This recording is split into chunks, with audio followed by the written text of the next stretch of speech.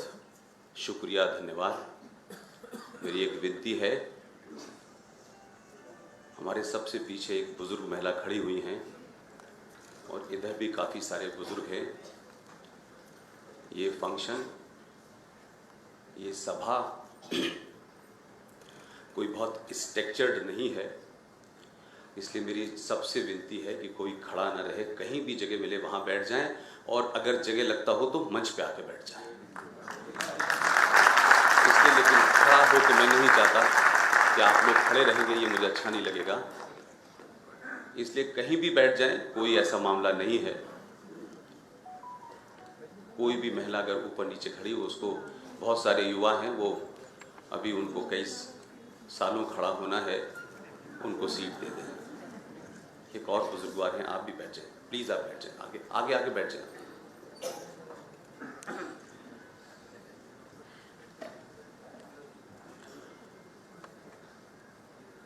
आज के प्रोग्राम के मुंतज़मीन, आयोजक अशोक सिंघल मेमोरियल ट्रस्ट, आज के इस प्रोग्राम में जिन्होंने इस प्रोग्राम के बारे में सोचा, इसको साकार किया और मुझ जैसे शख्स को दिल्ली से यहाँ आने के लिए प्रेरित किया, ऐसे शख्स श्री गंगा प्रसाद जी,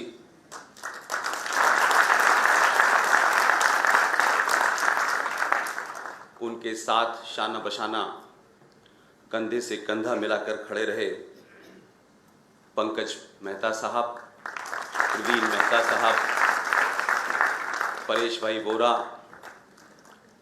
और मुंबई, क्योंकि मैं जब आता हूँ कुछ नए लोग ज़रूर मुझसे मिलते हैं, और उसमें से बहुत सारे लोगों से संबंध ऐसे हो जाते हैं कि लगता है कि उनका नाम लिए बगैर किसी सभा को संबोधित करना ठीक नहीं है। मैं जब मुंबई में पहली बार आया था, वीर सावरकर स्मारक के अंदर एक व्याख्यान था, वो पूरा परिवार मेरा परिवार का हिस्सा बना, लेकिन उसी ऑडियंस में मेरी मुलाकात मेरी माँ की उम्र की संगीता अलमाटी जी से हुई। वो आज भी यहाँ मौजूद हैं। कोई ऐसा प्रोग्राम नहीं होता कि मैं मुंबई में हूँ और संगीता जी वहाँ ना हो। इस प्रोग्राम में ऐसे भी लोग हैं जो मुझे अमेरिका ले जाना चाहते हैं। मैं बार बार उनसे कहता हूँ, अमेरिका से ज़्यादा ज़रूरत भारत में है। अमेरिका के लोगों को समझ में आ गया है और वहाँ के लोगों को समझ में भी आया है, इसलिए उन्होंने भी सही आदमी का चुनाव कर लिया है। अरुण पटेल जी यहाँ मेरे बीच में मौजूद हैं। आपके शहर में मेरी एक बहन भी हैं जिन्होंने टेलीफोन पे ये इच्छा जाहिर की कि मैं आपको राखी बांधना चाहती हूँ। तो मैंने कहा आप तत्काल बांधें, जैसे ही मैं मुंबई आऊँगा आप जब दिन चाहे जब बांधें, उसके लिए रक्षाबंधन का इंतज़ार न करें आप। रेखा बंडवाल हमारे बीच में हैं।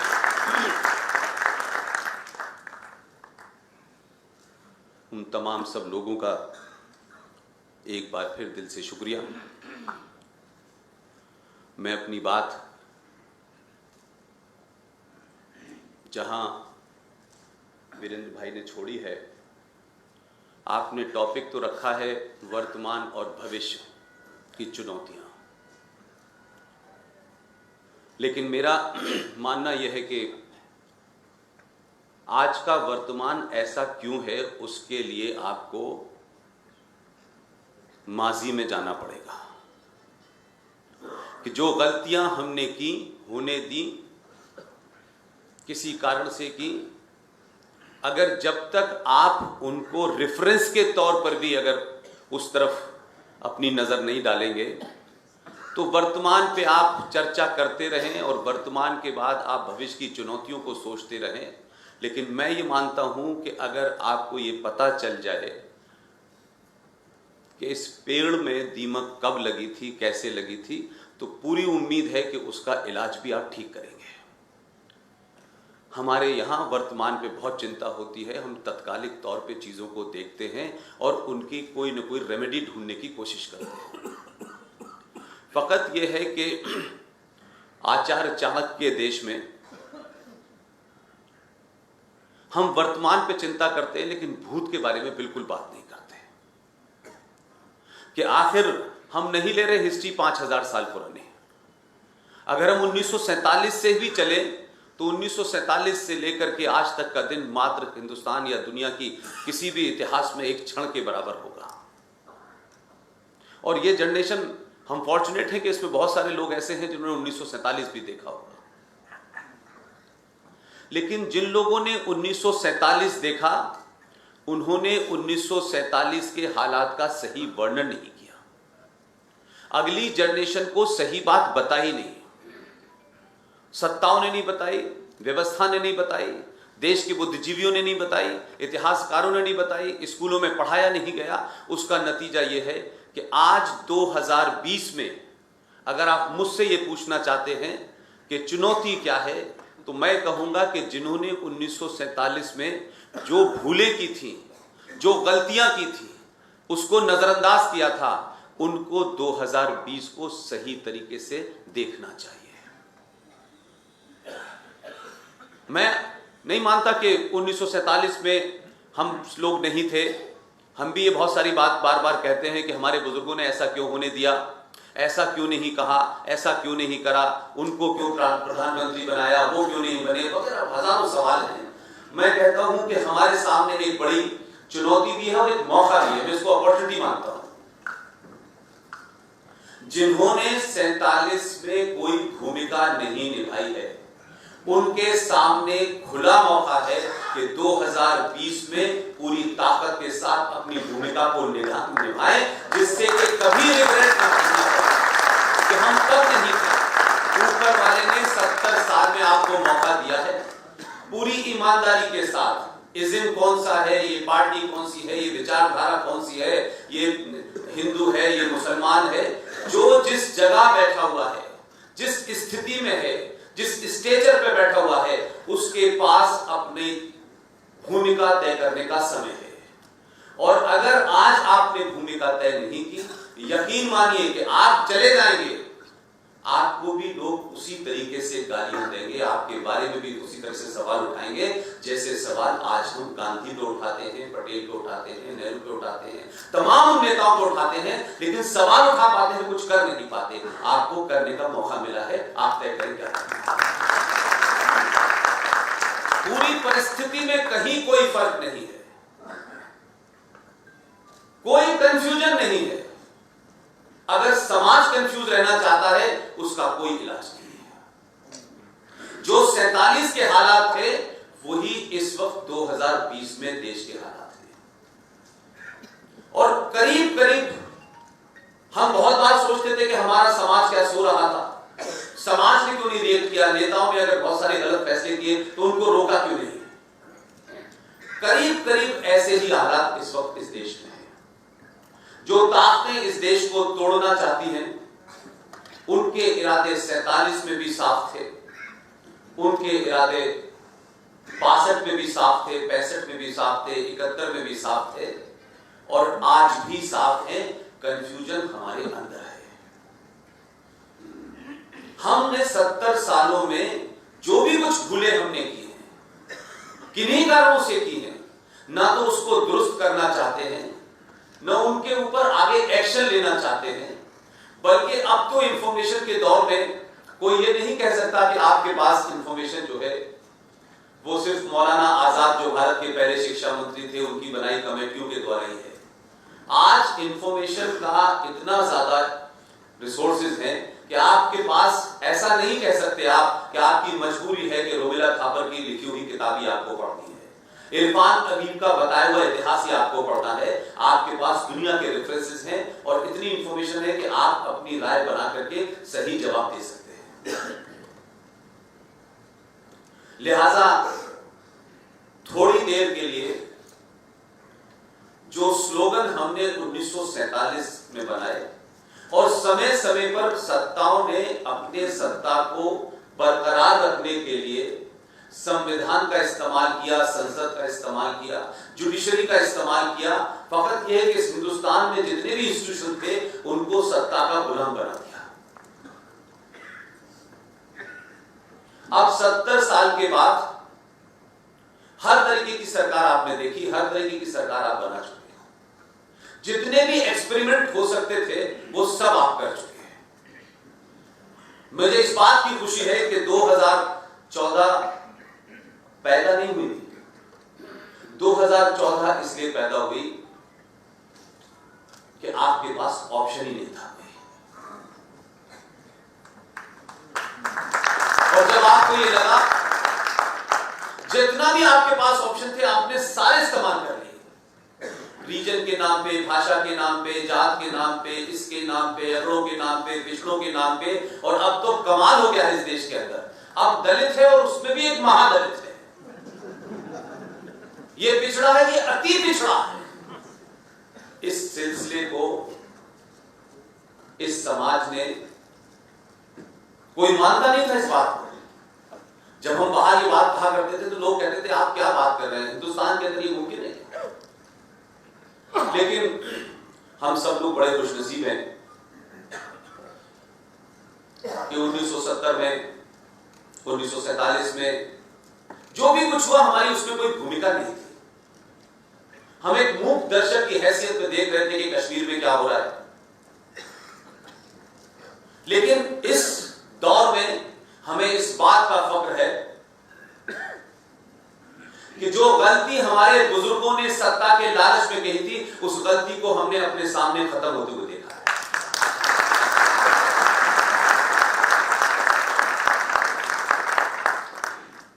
यहां तक का जो सफर है, जिसकी तरफ पूरा देश चिंतित है, देश भर में लोग सुनना चाहते हैं, समझना चाहते हैं, और ये पहली बार में भारतीयों के बीच में एक ऐसी भूख जिसे कह सकते हैं, आप उसे राष्ट्रवाद का नाम दे दें, आप उसे किसी भी चीज का नाम दे सकते हैं, लेकिन भारतीय समाज को पहली बार अपनी कमियों को जानने, उन कमियों को सुधारने और क्या सच है उसको सुनने की जबरदस्त भूख पैदा हुई है। और यही एक कारण है कि आप जैसे जैसे आपके पास इंफॉर्मेशन आ रही है, जैसे जैसे आप उनके झूठे तर्कों को न्यूट्रलाइज कर रहे हैं, वैसे वैसे उन लोगों को डर लगने लगा है। अभी आपने कोई कुछ ऐसा कार्य नहीं किया है जिसे इस देश के संविधान के विरुद्ध माना जाए, इस देश में जो व्यवस्था है उसके खिलाफ माना जाए।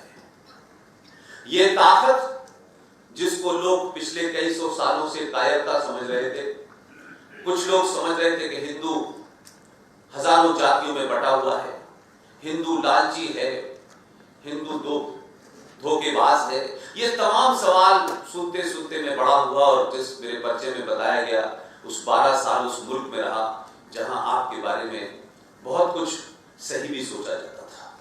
और मैं ये मानता था कि ये वो बात सोच रहे हैं जो गलत नहीं है, लेकिन भारत के लोगों को कभी अपनी शान में, अपने सम्मान में कभी उनको ठेस ही नहीं पहुंचती थी। हम कौन थे, कहां से आए, कहां चले गए और दुनिया हमारे बारे में क्या सोचती है। और मैं बार बार कहता हूं कि आपसे बड़ा समाज, बड़ा पढ़ा लिखा समाज, बड़ा बुद्धिजीवी समाज, बड़ा इंटेलेक्चुअल समाज अगर आपके बारे में कुछ सोचता थोड़ा बहुत गलत तो बुरा भी नहीं लगता, क्योंकि कम से कम हमसे सुपीरियर लोग सोच रहे हैं। मेरा दुख इस बात का है कि जिन्होंने 14 साल में एक सुई नहीं बनाई है, जिन्होंने 14 साल के अंदर पूरी दुनिया के अंदर हर सिविलाइजेशन को तबाह किया है, उन्होंने भी आपके ऊपर राज करा है। वो आपको आज बता रहे हैं पूरी दुनिया में हम क्या हैं और आप क्या हैं।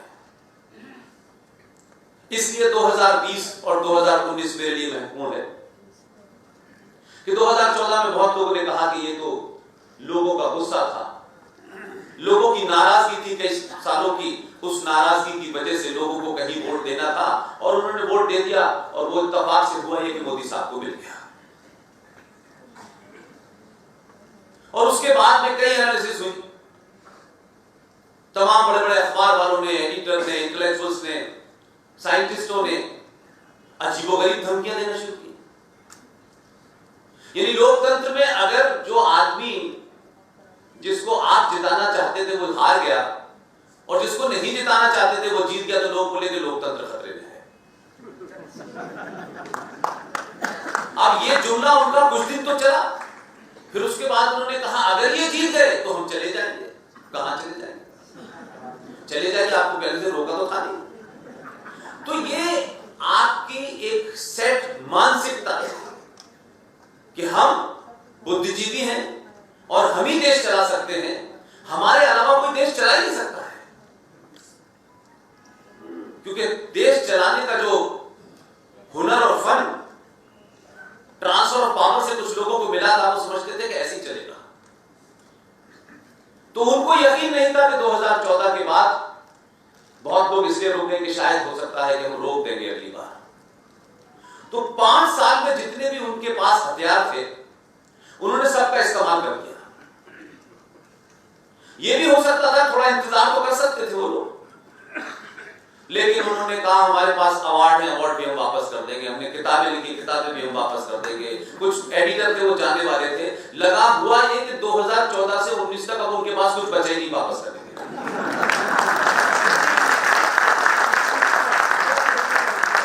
और आपने भी पूरी शांति के साथ, पहली बार, मैं नहीं जानता कि 5000 साल पुरानी जो हमारी सभ्यता है जिसके बारे में हम लोग कहते हैं कि उसका रिटन इतिहास है, हम सनातन के लोग हैं, वो सब है, लेकिन 70 सालों के अंदर भारतीय समाज को उसके अंदर इतनी पॉलिटिकल मेच्योरिटी आ सकती है, उसके अंदर देश को लेकर के इतनी प्रतिबद्धता आ सकती है, ये कमाल की थी। तो जो लोग 2014 के चुनाव को गुणा भाग से देखते थे टेलीविजन पे, तो माशाल्लाह इस देश में जो टेलीविजन पे आता है वो तो अल्लाह मियां का ज्ञाता हो जाता है, उसमें तो अद्भुत ज्ञान होता है, उसके अलावा ज्ञान होते ही नहीं है। एक अकेला 15 लोगों को ज्ञान देता रहता है। तो ये लोगों को था कि ज्ञानी तो हम ही हैं, बाकी लोगों को तो ज्ञान की जरूरत ही नहीं है, तो कोई नया नैरेटिव कैसे आएगा? तो खूब नैरेटिव भी निकाले गए और मीडिया ने भी अपना रोल प्ले किया, लेकिन आपने खामोशी से चुपचाप बगैर शोर मचाए उन लोगों को जो बार बार ये कहते थे कि 2014 तो किसी के गुस्से के कारण पैदा हुआ है, और 2014 से 2019 तक सबसे ज्यादा अत्याचार भी आप ही पे हुआ। सारे ऐसे काम किए गए कि साउथ मुंबई की सभा है, यहां जो उस प्रोग्राम को ऑर्गेनाइज कर रहे हैं उसमें हमारे मित्र हैं झुंझुनू के, उन्होंने मुझे ये इंफॉर्मेशन दी है कि पूरे देश में जो टैक्स कलेक्शन होता है उसमें 27% सिर्फ साउथ मुंबई का हिस्सेदारी है, डायरेक्ट टैक्स। तो कभी आप भी एक बार सरकार से पूछते कि जो टैक्स हम देते हैं ये जाता कहां है? एक आध बार तो पूछने का हक है आपको कि नहीं, टैक्स देने का अधिकार है, तो इसका भी आपके पास अधिकार होना चाहिए कि भाई हमारे टैक्स से सड़कें बने, हवाई जहाज बने, ये समझ में आता है, लेकिन हमारे टैक्स से मूसा आतंकवादी को 12 लाख की एफडी की जाएगी, ये नहीं हो सकता। ये सवाल जरूर पूछना चाहिए था। कश्मीर में एक योजना चलाई थी स्कार्फ वाली मैडम ने, और बड़ी नाराज थी हमसे, तो खासतौर से नाराज है, उनके वालिद साहब भी बहुत नाराज थे। उन्होंने पूरी कोशिश की कि जितनी हमको धमकियां दिलवा सकती है दिलवाई, लेकिन उनको शायद ये गलतफहमी थी कि मैं किसी धर्मशाला में पढ़ा हूं। मैंने उन्हें बताया कि जहां से पाकिस्तान बनने का आइडिया था मैं वहीं पैदा हुआ। आपकी फितरत को जानता हूं और आपकी धमकियों को भी जानता हूं। किसी गलतफहमी में मत रहिएगा महबूबा मुफ्ती जी। आप कश्मीर से निकल के दिल्ली नहीं पहुंचती, आप वहीं बैठे बैठे धमकियां देती हैं। कई प्रोग्राम उन्होंने मेरे कैंसिल कराए, लेकिन मैंने भी ये ठान ली थी कि किसी भी कीमत पर पूरे देश को बताऊंगा कि ये आर्टिकल 35 है क्या, इसके साथ क्या हुआ है।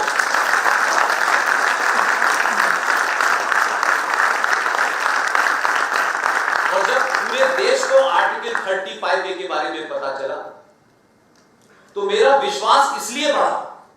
नहीं, मैं तो अच्छी खासी नौकरी कर रहा था। जिस मुल्क से नंबर 2 के पैसे लेकर के इस देश में स्लीपर सेल का लोग काम करते थे, उसी देश से नंबर 1 में पैसा लेता था। अब उनके यहां की हेडलाइन छपती है कि पैसा हम देते थे, काम ये हिंदुस्तान का करता था। अब उनको की तकलीफ है, मैंने नौकरी छोड़ दी उन बेचारों। हमारे यहां किसी भी बात को, किसी भी समस्या को कैसे साइड ट्रैक कर दिया जाए, उसे आगे बढ़ा दिया जाए, उसको कन्फ्रंट नहीं करते हम, उसको आगे बढ़ा देते हैं। और उस आगे बढ़ाने में कोई भी नए किस्म का स्लोगन, कोई भी नारा गढ़ दो, समाज को बता दो, समाज बिजी हो जाता है। और वैसे भी हम लोग जो हैं बहुत ज्यादा इसमें इंटरेस्टेड नहीं होते कि कश्मीर में क्या हो रहा है, बंगाल में क्या हो रहा है, आसाम में क्या हो रहा है। हमारा इंटरेस्ट इसलिए नहीं है कि कौन हमसे क्या लेना देना, जब यहां होगा तब हम बताएंगे। कश्मीर में कोई धारा 35 और 370 नहीं हटी है। सिर्फ जो लोग इसको एक धारा मानते हैं, सबसे बड़ी प्रॉब्लम मेरी वही है। मैंने धारा नहीं माना। जिन लोगों को इस्लाम के बारे में बड़ा भ्रम है, बिना पढ़े ही उसमें नोबेल प्राइज विनर हैं और पूरे दावे से कहते हैं, इतने दावे से तो वो मौलवी साहब भी नहीं कह रहे जिन्होंने कुरान पढ़ा है। लेकिन ये फैशन है हमारे यहां कि हमें हर चीज पे बोलना है। बल्ला पकड़ना आता नहीं है, लेकिन तेंदुलकर को इस बॉल पे ऐसा शॉट मारना चाहिए। ये हमारी प्रॉब्लम है। हम हर चीज के एक्सपर्ट हैं। और अगर कोई ये पूछेगा मुझसे आकर कि साहब इसमें बोलिए, तो मैं जैसे इकोनॉमिक के बारे में बिल्कुल नहीं जानता, तो ये कहने में शर्माते थे इस विषय के बारे में जानता नहीं, उसमें किसी और से पूछिए। हम उस पर भी राय देते थे। टेलीविजन का माइक सामने आने के बाद कुछ भी बोलते थे। जो लोग पिछले कई सौ सालों से इस गलतफहमी के शिकार हैं कि इस्लाम इज ए रिलीजन, पूरी दुनिया को समझ में आ रहा है। आज आपको समझ में शराब देर से आया है।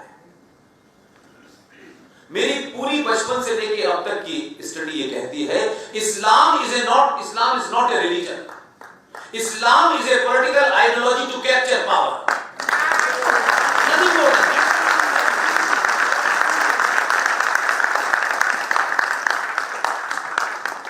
हम चीजों को क्यों छुपाते हैं, मैं ये नहीं समझ पा रहा। आप किसी को गाली नहीं दे रहे, आप किसी का अपमान नहीं कर रहे, लेकिन अगर आप सच को सच नहीं कह रहे तो भी आप बहुत बड़ी गलती कर रहे हैं। हमारे यहां एक अपॉलोजिस्टिक एटीट्यूड बना हुआ है। आतंक का कोई धर्म नहीं होता। कमाल है। यहां तक तो मैं मानता हूं कि आतंक का सच में कोई धर्म नहीं होता। अगर आपने को सही बात बताई जाती तो आप इस नैरेटिव को उसी दिन खारिज कर देते, क्योंकि आपके और हमारे बीच में ऐसे ऐसे नैरेटिव गढ़े गए हैं कि हमको उसका मतलब भी नहीं पता। मैंने कल भी युवाओं के सामने कहा कि सारे धर्म बराबर हैं। सारे धर्म बराबर नहीं हो सकते, क्योंकि धर्म तो सिर्फ एक है, अनादिकाल से है, और जब तक सृष्टि रहेगी तब तक एक ही धर्म था और है और रहेगा, उसका नाम है सनातन।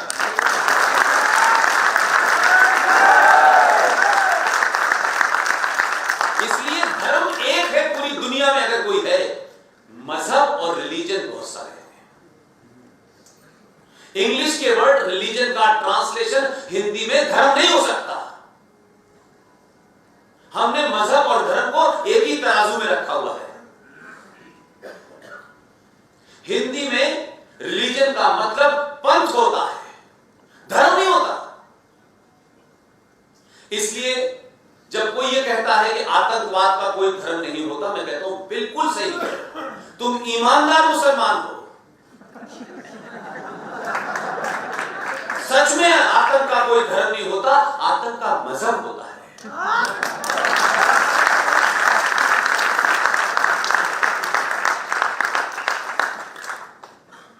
और कमाल यह है कि छोटी छोटी घटनाओं से लोगों को आतंक का मजहब पता चल जाता है।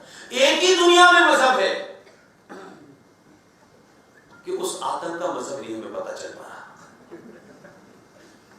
इसलिए कि हम पॉलिटिकली करेक्ट होने की बीमारी से ग्रस्त हैं। सच से कहने से कोई नाराज हो जाएगा, इसलिए उस सच को सिर्फ किसी तरह से किनारा कर लो। पूरी दुनिया इस्लामिक आतंकवाद से ग्रस्त है और भारत के सामने सबसे बड़ी चुनौती इस्लामिक आतंकवाद है।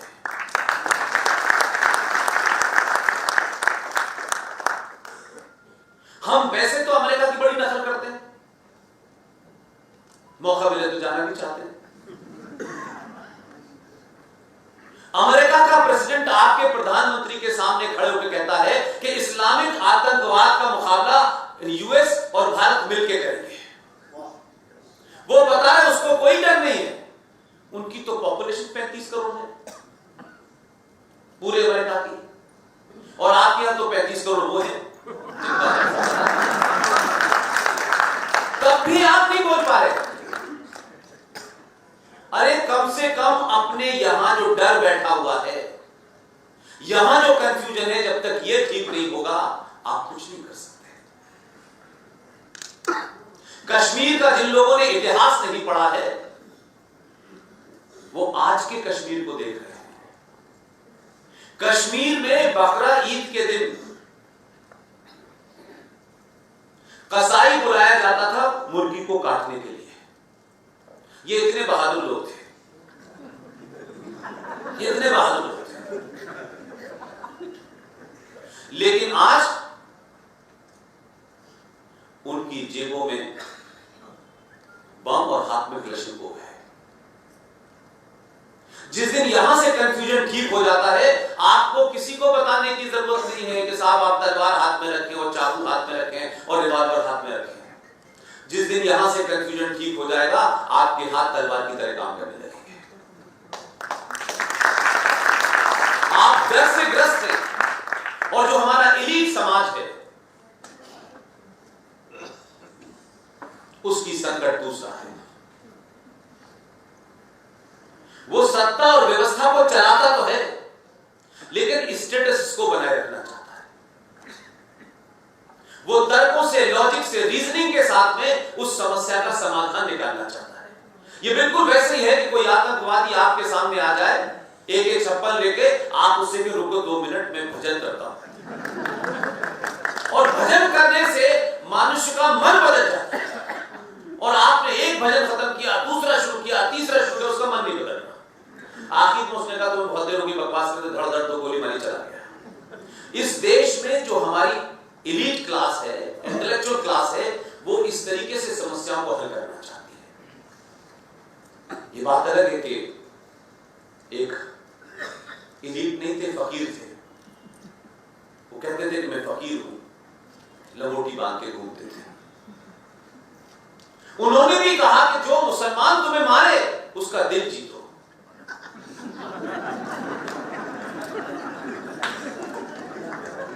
वो मुसलमान का दिल जीत नहीं पाए, अगर गॉडसे का जीत लेते तो ये होता नहीं।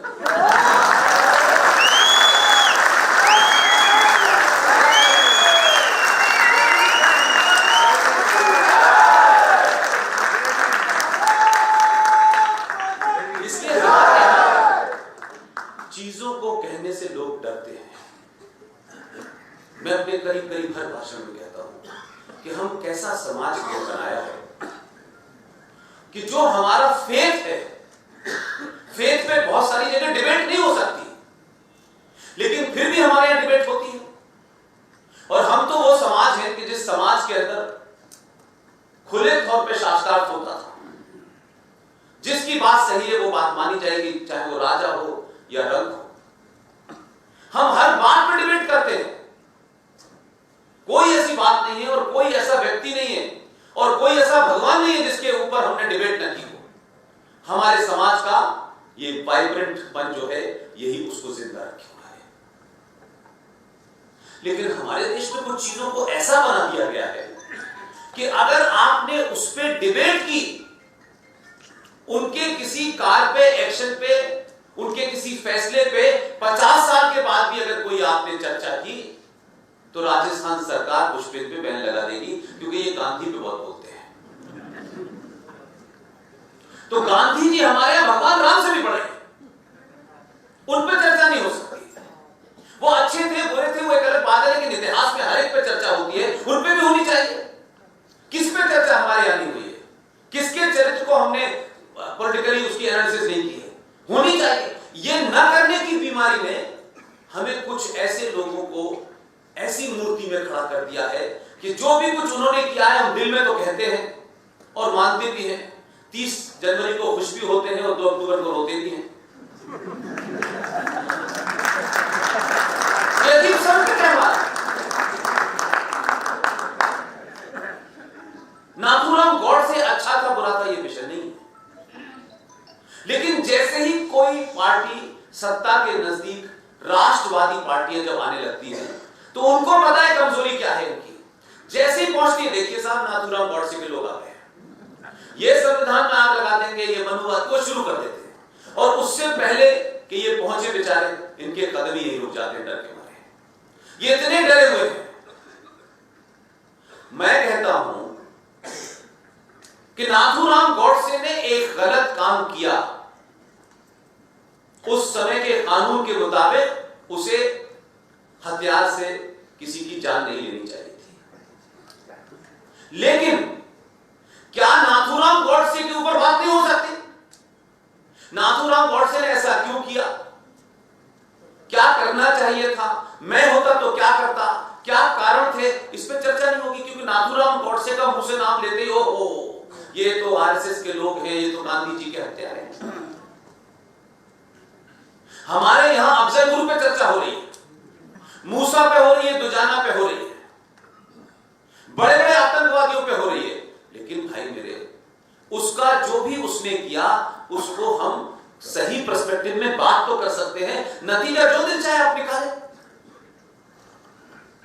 उसने हत्या की, उसको भारतीय कानून के हिसाब से सजा मिली, उसने सजा को एक्सेप्ट किया और फांसी पे चढ़ गया। उसने क्यों किया इस पे चर्चा तो हो सकती थी, लेकिन इस पे चर्चा नहीं की हमने। सर उसकी स्पीच क्यों बैन की गई? मैं किससे पूछ बताऊं? मैं पूछूंगा सर, आप मुझे आइडिया दे पूछूंगा। मेरा कहना यह है कि 2-3 घटनाओं को आप देखें, फिर मैं असली टॉपिक पे आता हूं। जिस वक्त माउंटबेटन ने बुलाया विजनरी प्रधानमंत्री को, उस वक्त वो प्रधानमंत्री नहीं, कहा शिमला चले आए आप फौरन,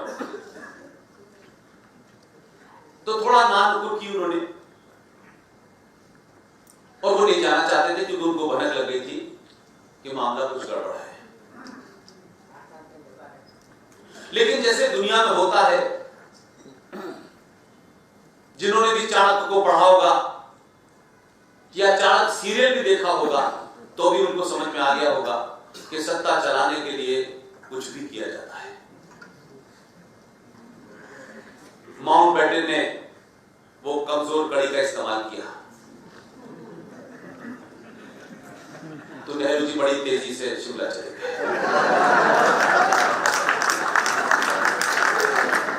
कांग्रेस वर्किंग कमेटी का उनको मैंडेट नहीं था, मौसम बेईमान था, और वहां उनको भी बुलाया गया जो कायदे आजम पाकिस्तान के हैं। उन्होंने कहा यहां साइन करो, साइन हो गया। आपको ये घटना मैं इसलिए बताना चाहता हूं कि जिस वक्त ये सब चल रहा था, क्या गांधी जी को नहीं पता था? गांधी जी को वैसे बहुत सारी चीजें पता रहती थी जो नहीं पता होनी चाहिए। गांधी जी ने का विवाद अंबेडकर के साथ हुआ। गांधी जी ने उनसे बातचीत कम की, ये कहा कि मैं धरने पे बैठ जाऊंगा अगर तुमने अपनी बात नहीं वापस ली। अंबेडकर की किताब जितनी भी है इस देश ने पढ़ी नहीं। अगर इस भारतीय फ्रीडम मूवमेंट के बाद आजाद भारत में सबसे ईमानदार अगर कोई नेता था, सबसे ईमानदार था, बिना लाग लपेट के उसी भाषा में बात करता था जिस भाषा में आज देश सुनना चाहता है। उन्होंने कहा कि अंबेडकर साहब, गांधी जी, आपकी बात से मैं एक राय नहीं हूं, लेकिन बात मेरी सही है, मगर आप देश के लिए महत्वपूर्ण हैं, इसलिए मैं अपनी बात वापस ले रहा हूं, लेकिन बात मेरी सही है। ये कहने की हिम्मत थी। लेकिन गांधी जी को ऐसा लगा कि ये तो कोई उनको ब्रह्मास्त्र मिल गया है। यही उन्होंने अप्लाई किया सुभाष चंद्र बोस के साथ में। लेकिन आप तमाम सारे लोग जो मुझसे उम्र में बड़े हैं, कोई किताब, कोई मैगजीन, कोई अखबार ऐसा मुझे बताएं कि जिस वक्त जिन्ना और नेहरू भारत के विभाजन पे चर्चा करने के लिए गए थे, उसी दरमियान गांधी जी ने एक बयान दिया था। यह मेरा आरोप है, यह मेरा इंटरप्रिटेशन है। उस इतिहास की जानकारी के बाद मैं इस नतीजे पे पहुंचा हूं कि मैं इसको इस तरह भी सोच सकता हूं। आप हो सकता है सहमत हो, असहमत हो। जिस वक्त ये तमाम सारी चीजें चल रही थी, उसी वक्त गांधी जी ने एक बहुत बड़ा बयान दिया था, और वो बयान, उसकी चर्चा बहुत होती है, ऐसे उसको ग्लोरीफाई किया जाता है, लगता है वो क्या आदर्श बात बोला था। जिस नेता के ऊपर पूरी दुनिया का, अंग्रेजों तक का यकीन था, उसकी बात से भारत के लोग अपने हाथों में हथियार अगर होता था वो नीचे रख देते थे। इतना जादू था उस आदमी का। लेकिन जादू का गलत इस्तेमाल जब उन्होंने किया, उसका नुकसान हुआ। जिस दरमियान ये हॉबनॉबिंग चल रही थी, जा रहे थे, आ रहे थे, कहां से बटेगा, कैसे बटेगा, किस तरह बटेगा, उसी दरमियान गांधी जी ने एक बयान दिया कि अगर भारत का विभाजन हुआ तो मेरी लाश पे होगा। यह बयान आपने सुना है? सबने सुना है, लेकिन इसकी टाइमिंग इंपॉर्टेंट है। ये उसी वक्त दिया गया जब देश को इस बात की थोड़ी खलबली थी कि देश बंटने जा रहा है। क्या गांधी जी उस कॉन्स्पिरेसी के हिस्से थे कि लोगों का ध्यान बढ़ जाए और लोग इस तरफ सोचने लगे कि देश तो बट ही नहीं सकता क्योंकि गांधी ने कह दिया है? इस बयान देने की जरूरत क्या थी? अगर उन्हें पता था कि देश बट रहा है तो गांधी जी कब जिन्ना के सामने, कब नेहरू के सामने धरने पे बैठे कि किसी भी कीमत पे मैं तुम्हें ये नहीं करने दूंगा, चाहे कुछ हो जाए। क्योंकि अंबेडकर ने बात मान ली और सुभाष ने बात मान ली, तो फिर आप उनके सामने क्यों नहीं बैठे? क्यों धरने की धमकी नहीं दी आपने? कहां गायब थे आप? लेकिन आपने जो बयान दिया उससे देश को आपने एक भरोसा दिलाया कि गांधी ने कह दिया है कि देश नहीं बटेगा और मेरी लाश पे बटेगा। इतना बड़ा स्टेटमेंट दिया उन्होंने। आप मुझे बताइए, आप जिस पे भरोसा करें, जीवन लगा दें जिसके ऊपर, उसकी हर बात को आप आंख बांध के पूरा करते हैं। ऐसे बहुत सारे लोग होंगे। मैं मानता हूं कि नाथूराम गॉडसे जब तक उसने ये कृत्य नहीं किया था, उससे बड़ा गांधी का कोई फॉलोअर नहीं था। मैं नहीं जानता कांग्रेस पार्टी में कितने लोगों ने गांधी की बात मानी या नहीं मानी। इतिहास तो यह भी बताता है कि नेहरू जी ने कांग्रेस तोड़ने की धमकी दे दी थी। लेकिन नाथूराम गॉडसे ने गांधी के शब्दों पे यकीन किया। उससे बड़ा फॉलोअर कौन हो सकता है? हम चीजों को एक तरफ देखते हैं, दूसरी तरफ से भी तो देखना चाहिए। उसका विश्वास, उसका यकीन, उसका भरोसा गांधी के शब्दों पे था। जितना ज्यादा भरोसा किसी पे आप करेंगे और जब आपका भरोसा टूटेगा तो जिस पागलपने तक की हद में आप भरोसा करते हैं, उस पागलपने हद में आप उस भरोसा टूटने के बाद कुछ भी कर देते हैं। लिहाजा जो लोग नाथूराम गॉडसे को दूसरी तरह से प्रोजेक्ट करना चाहते हैं, वो करें, उनका पॉलिटिकल एजेंडा हो सकता है। ना मेरी कोई पार्टी है, ना मेरी कोई विचारधारा है, ना मैं किसी इज्म से जुड़ा हुआ हूं। मेरे पूरे मूल में मुंबई हो, गुजरात हो, दिल्ली हो, देश का कोई कोना हो, मेरे मूल में सिर्फ राष्ट्र है, उसके अलावा मेरे मूल में कुछ है ही नहीं। लिहाजा मुझे कहने में कहीं डर नहीं लगता है, वो क्या सोचेंगे, ये क्या सोचेंगे, फला पार्टी को क्या होगा, किसको क्या होना, मेरा इसमें इंटरेस्ट ही नहीं है। क्योंकि इस देश में लोगों ने या तो पार्टियों के बारे में सोचा है, या जातियों के बारे में सोचा है, या अपना एजेंडे के बारे में सोचा है। राष्ट्र के बारे में सोचना इस देश ने बहुत पहले बंद कर दिया था। ये बात अलग है क्या ऐसे हालात हुए कि आपने 2019 में जो वोट दिया है, बहुत सारे लोग होंगे उन्होंने किसी और पार्टी को भी वोट दिया हो, लेकिन इस देश की मेजॉरिटी ने पहली बार, आप उसको सोशलिस्ट के एंगल से देखेंगे, हम एक जर्नलिस्ट के एंगल से भी देखते हैं, लेकिन मैं ये नहीं मानता कि जर्नलिस्ट जो कुछ देखते हैं वही सही होता है। आप इंटरप्रेट कैसे करते हैं? मेरा 2019 के चुनाव का इंटरप्रिटेशन है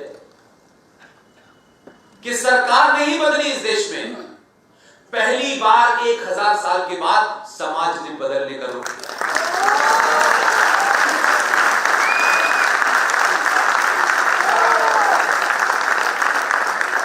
इसलिए 2000 में ना आप यादव थे, ना ठाकुर थे, ना ब्राह्मण थे, ना दलित थे, कुछ थे ही नहीं। आप ऐसे ऐसे गरीब लोगों से मैं मिला उस दौर में, जिनके तन पे पूरे कपड़े नहीं थे। मिडिल क्लास के लोग लगातार उनको इनकम टैक्स में ये नहीं छूट दी, हमारे ऊपर जीएसटी लगा दिया, हमारे ऊपर ये कर दिया, ये कर दिया। इस सब के बाद मैंने उस समाज से ऐसी ऐसी बातें सुनी जो मुझे लगता था कि ये समाज इतनी तेजी से बदल सकता है। ये किया, ये किया, ये किया, लेकिन हम वोट इसको देंगे क्योंकि ये देश बनाने की बात कर रहा है। ये पूरे आपकी सोच में पड़ता है। और आपने सनातनी होके पहली बार वोट दिया, आपने यादव ठाकुर ब्राह्मण होकर नहीं दिया। इसलिए मैं ये बात इस रेफरेंस में कहना चाहता हूं कि लोगों को लगा कि 1000 साल 500 साल हमने राज किया है, फिर अंग्रेजों ने किया है, ये तो बहुत ही ऐसी फॉर्म है, इसको तो कोई भी इस्तेमाल कर सकता है। वो आज भी कर रहे हैं। आपने 2019 में जब वोट दिया था तो इस देश के दुश्मनों और गद्दारों को, जो भारत के अंदर करोड़ों की संख्या में हैं, उनका पहला मॉरल इसी बात से टूटा था। आपने कुछ नहीं किया, कोई एक छप्पर नहीं उठाई, किसी को गाली नहीं दी, गलत जगह बटन दबा दिया। और बटन दबाना भारत में कोई जुर्म नहीं है, कोई जुर्म नहीं। सिर्फ आपने अपने होने का और अपनी सभ्यता और अपने संस्कारों का, अपनी संस्कृति का सिर्फ परिचय भर दिया और वोट दबा करके आप घर में आके बैठ गए और फिर टीवी पे देखा 23 मई को, और जो डिब्बे में से निकला, आप हंस रहे थे और वो तमाम सब रो रहे थे। उनको लगा एक फिर अगले 5 साल की मुसीबत आ गई। और इस बात के मैंडेट के अंदर पॉलिटिकल पार्टीज का इस बात को अंदाजा था। इसकी भनक मैं आपको बताता हूं। सुप्रीम कोर्ट में पीआईएल तो हमारे दोस्तों ने 2014 में कर दी थी। सिवाय पूरे कश्मीर के अलावा पूरा देश हमको पागल समझ रहा था। कश्मीर वाले समझ गए थे कि हमारी जड़ पे हमला कर दिया इसने। पूरा देश हमको मूर्ख समझ रहा था, कह रहा था पता नहीं कौन सा उठा के लाया मुद्दा, इसका मतलब क्या है, इससे होगा क्या, ये कैसे होगा, ये होगा, इतने सारे सवाल थे। लेकिन हम तो लीगल बैकग्राउंड के नहीं थे। हमने कहा किस तरह शांति से बात सुन लो, अच्छी लगे तो मानना, नहीं तो कोई बात नहीं, हम तो कुछ पैसा लेते नहीं बोलने का। पूरे देश में आर्टिकल 35A की वो कहानियां जो आज भी हमारे समाज को नहीं पता है। लेबनान के किसी माइग्रेशन में एक बच्चा समुद्र के किनारे गिरा पड़ा होता है और उसकी तस्वीर छप जाती है, हमारी आत्मा जानने लगती है। हमको इतना कष्ट होता है, लगता है कि बस नहीं चलता, परिवार को छोड़ के लेबनान जाके उस बच्चे को जिंदा कर दें। हम अजीब मक्कार और ढकोसले वाले लोग हैं। हमारे घर में लाश पड़ी है, उसकी हमको चिंता नहीं है। हम अपनी मानवता दिखाते हैं 5000 किलोमीटर दूर अगर वहां कोई जंग हो रही है और बच्चियों की तस्वीर आ रही है तो उसको देख के हमारा मन बड़ा पसीजने लगता है। इसी भारत में आर्टिकल 35A की वजह से पाकिस्तान से आए हुए 5600 परिवार जो बाद में 7.5 लाख हो गए, उन 7.5 लाख लोगों को 5 अगस्त 2019 से पहले तक देश ने कभी उनके बारे में पूछा नहीं। 7.5 लाख लोग 70 साल से भारत की धरती में जम्मू कश्मीर में रह रहे थे, लेकिन जम्मू कश्मीर की जिहादी और इस्लामिक सरकार ने उनको नागरिकता नहीं दी थी।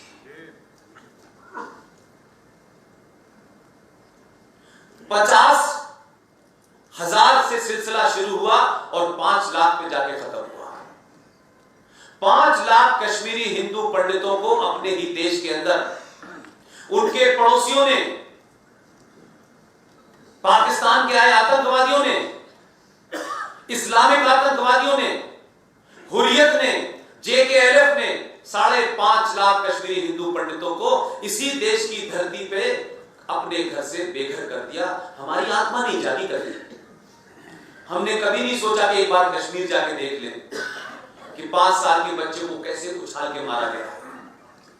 हमने एक कहानी नहीं पढ़ी 2,500 लोगों में से, एक कहानी नहीं पढ़ी, क्योंकि हमको लगता है क्या फर्क पड़ता है।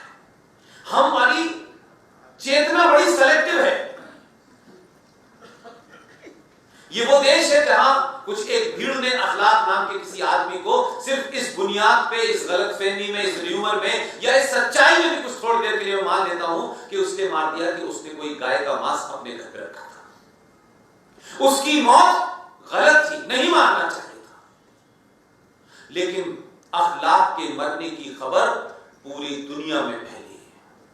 इस देश में चुनाव में इस्तेमाल हुई, लेकिन इसी देश में परसों 19 जनवरी को पूरी दुनिया के अंदर जो भाग के कश्मीरी हिंदू पंडित गए हैं वो जिनोसाइड दिवस मनाते हैं।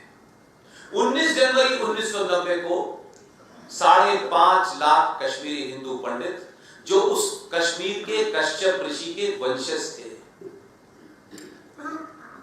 उसमें से 2,500 लोगों को मारा गया, बाकी लोग भाग के पूरे देश में चले गए। इसके बारे में मैंने देश में कोई चर्चा नहीं सुनी, कहीं किसी का मन नहीं पसीजा, कहीं किसी की आत्मा ने उसको झकझोरा नहीं, और उनका कोई कसूर नहीं था।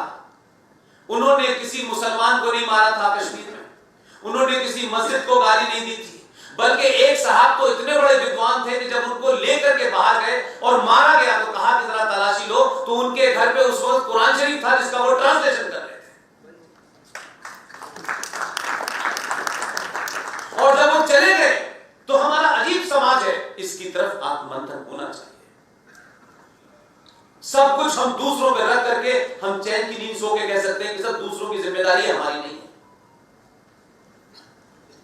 कश्मीर में जो कुछ हुआ उसको लेकर के क्या कभी हमने इस देश में सरकारों पे कोई दबाव बनाया?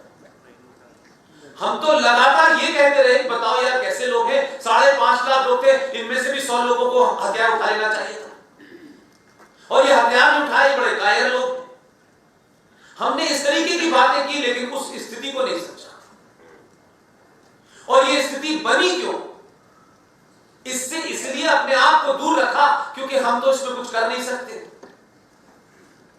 हम करेंगे तो पता नहीं होगा नहीं होगा। इसलिए मेरा यकीन बढ़ा कि आर्टिकल 35A को जब पूरे देश के सामने हमने रखा और देश ने उसको समझ लिया तो उसका दबाव बताता हूं क्या होता है। हम बहुत छोटे से लोग हैं, इस 130 करोड़ की आबादी में हमारा कोई अस्तित्व नहीं है, लेकिन हमें यह यकीन था कि कि आज इंफॉर्मेशन के दौर में लोग हमारी बात को सुनेंगे, हो सकता है वो चैलेंज करें तो हमारे पास उसका तर्क ढूंढने का हमें मौका मिलेगा कि हम उसको ढूंढें कि हमने कौन सी ऐसी बात कही है जो गलत है। लेकिन मैं उस दिन बहुत खुश हुआ कि हमने 2014 से जो लड़ाई शुरू की थी, 2019 में एक पार्टी जिसके मैनिफेस्टो में पिछले कई सौ सालों से हम देख रहे हैं 370 को हटाएंगे, 370 को हटाएंगे। कई चुनाव इस देश में हो गए 370 को हटाते हटाते वो हटी नहीं रही थी। उसी पार्टी ने 20 चुनाव में अपना जब मैनिफेस्टो जारी किया तो उसमें लिखा कि 370 हटाएंगे और फिर लिखा 35A भी हटाएंगे। इशू ये नहीं है कि पॉलिटिकल पार्टी ने कहा ये हटाएंगे, हमको ये समझ आ गया कि हम इस बात में कामयाब हो गए हैं कि देश के अंदर हमने 35A का दबाव बनाया। हमारी कोई हैसियत नहीं है कि किसी पॉलिटिकल पार्टी पे हम दबाव बनाए हैं क्या भाई, लेकिन ये मुझे समझ में आ गया कि देश के लोगों को सच बता दोगे तो लोग चौराहों पे पुलियों में जब चर्चा करेंगे तो सरकार के पास भी इस बात का इंफॉर्मेशन है कि समाज में किस चीज को लेकर गुस्सा है। आपने अपने गुस्से का इजहार किया, एक पार्टी ने अपने मैनिफेस्टो में रखा और आजाद भारत के अंदर पहली बार इस सरकार को पता था कि जिन लोगों ने मुझे वोट दिया है 282 से 303 पहुंचाया है, ये सड़क वड़क बनाने के लिए नहीं दिया है।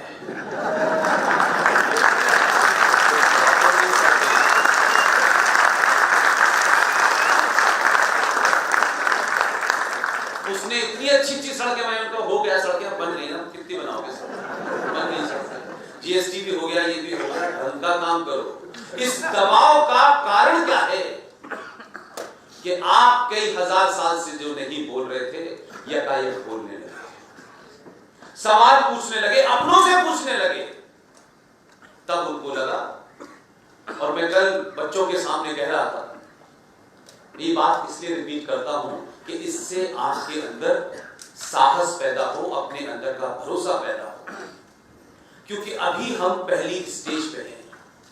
बहुत सारे सवाल हैं, इतने सवाल लोग करते हैं, लगता है कि बस सवालों में पैदा हुए थे।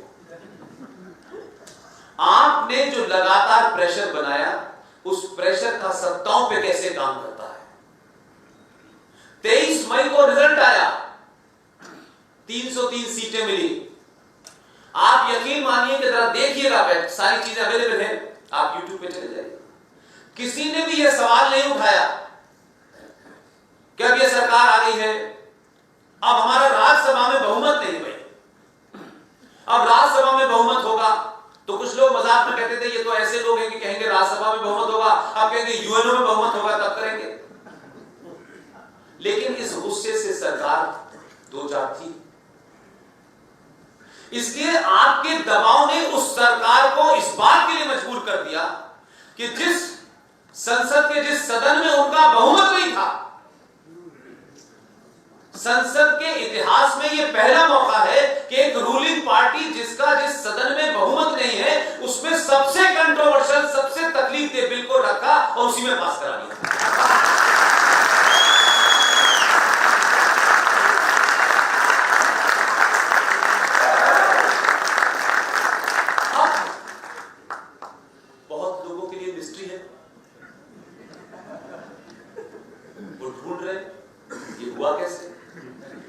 लेकिन उनकी परेशानी मुझे कोई इंटरेस्ट नहीं, उनकी परेशानी तो काफी सारे भी और परेशान करने वाला।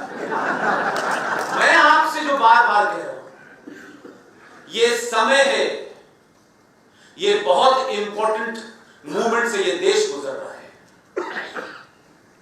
बहुत ही जिसे कहें नाजुक स्थिति है।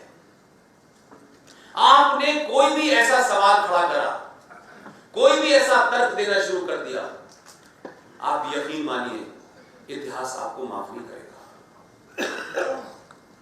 इस वक्त कुछ लोग उसको कहते हैं ये भक्त है, ये फलाना है, ये दिमाग का है। हम जब ये नहीं थे तब भी तो बहुत कुछ हमसे कहा जा रहा था। कुछ लोगों को कहने दीजिए, क्योंकि कुछ लोगों का संकट ये है कि पहले आप उनको ज्यादा तवज्जो देते थे, अब तवज्जो नहीं देते। वो किसी ना किसी सिचुएशन में इस मोमेंटम को तोड़ना चाहते हैं। इस वक्त कोई ऐसा बड़ा सवाल मत खड़ा करिए मैं ये भी नहीं कहता कि आंख बंद करके खड़े हो जाइए, लेकिन रोज सत्ता पे दबाव बनाइए। राष्ट्र के सामने जो चुनौतियां हैं उसका पहले निराकरण करो, बाद में कुछ होता रहेगा। आज अर्थव्यवस्था बहुत खराब है, तो अर्थव्यवस्था पिछले 70 सालों में खराब नहीं हुई थी क्या? तो हजारों बार हुई थी। सड़कों में गड्ढे पहले भी थे, अब भी थे, तो क्या फर्क पड़ गया? क्या हम स्कूल नहीं पहुंचे? क्या पहले टॉपर नहीं थे? ये सब ऐसी चीजें हैं जो किसी देश में होती रहती हैं। क्या अमेरिका में बाढ़ नहीं आती? क्या अमेरिका में रेप नहीं होते? तो क्या अमेरिका मीडिया लिखता है रेपिस्तान? अमेरिका के मुकाबले में तो आपके यहां फिर भी कम रेप होते हैं, बहुत रेप होते हैं। अगर उनका कंपैरिजन करें तो आपका यहां कोई रेप का रेशो नहीं है, लेकिन आपके यहां एक फोर्स है, जिस फोर्स को आपने 70 सालों के बाद सत्ता और व्यवस्था से बेदखल कर दिया है, ये उसकी समस्या है।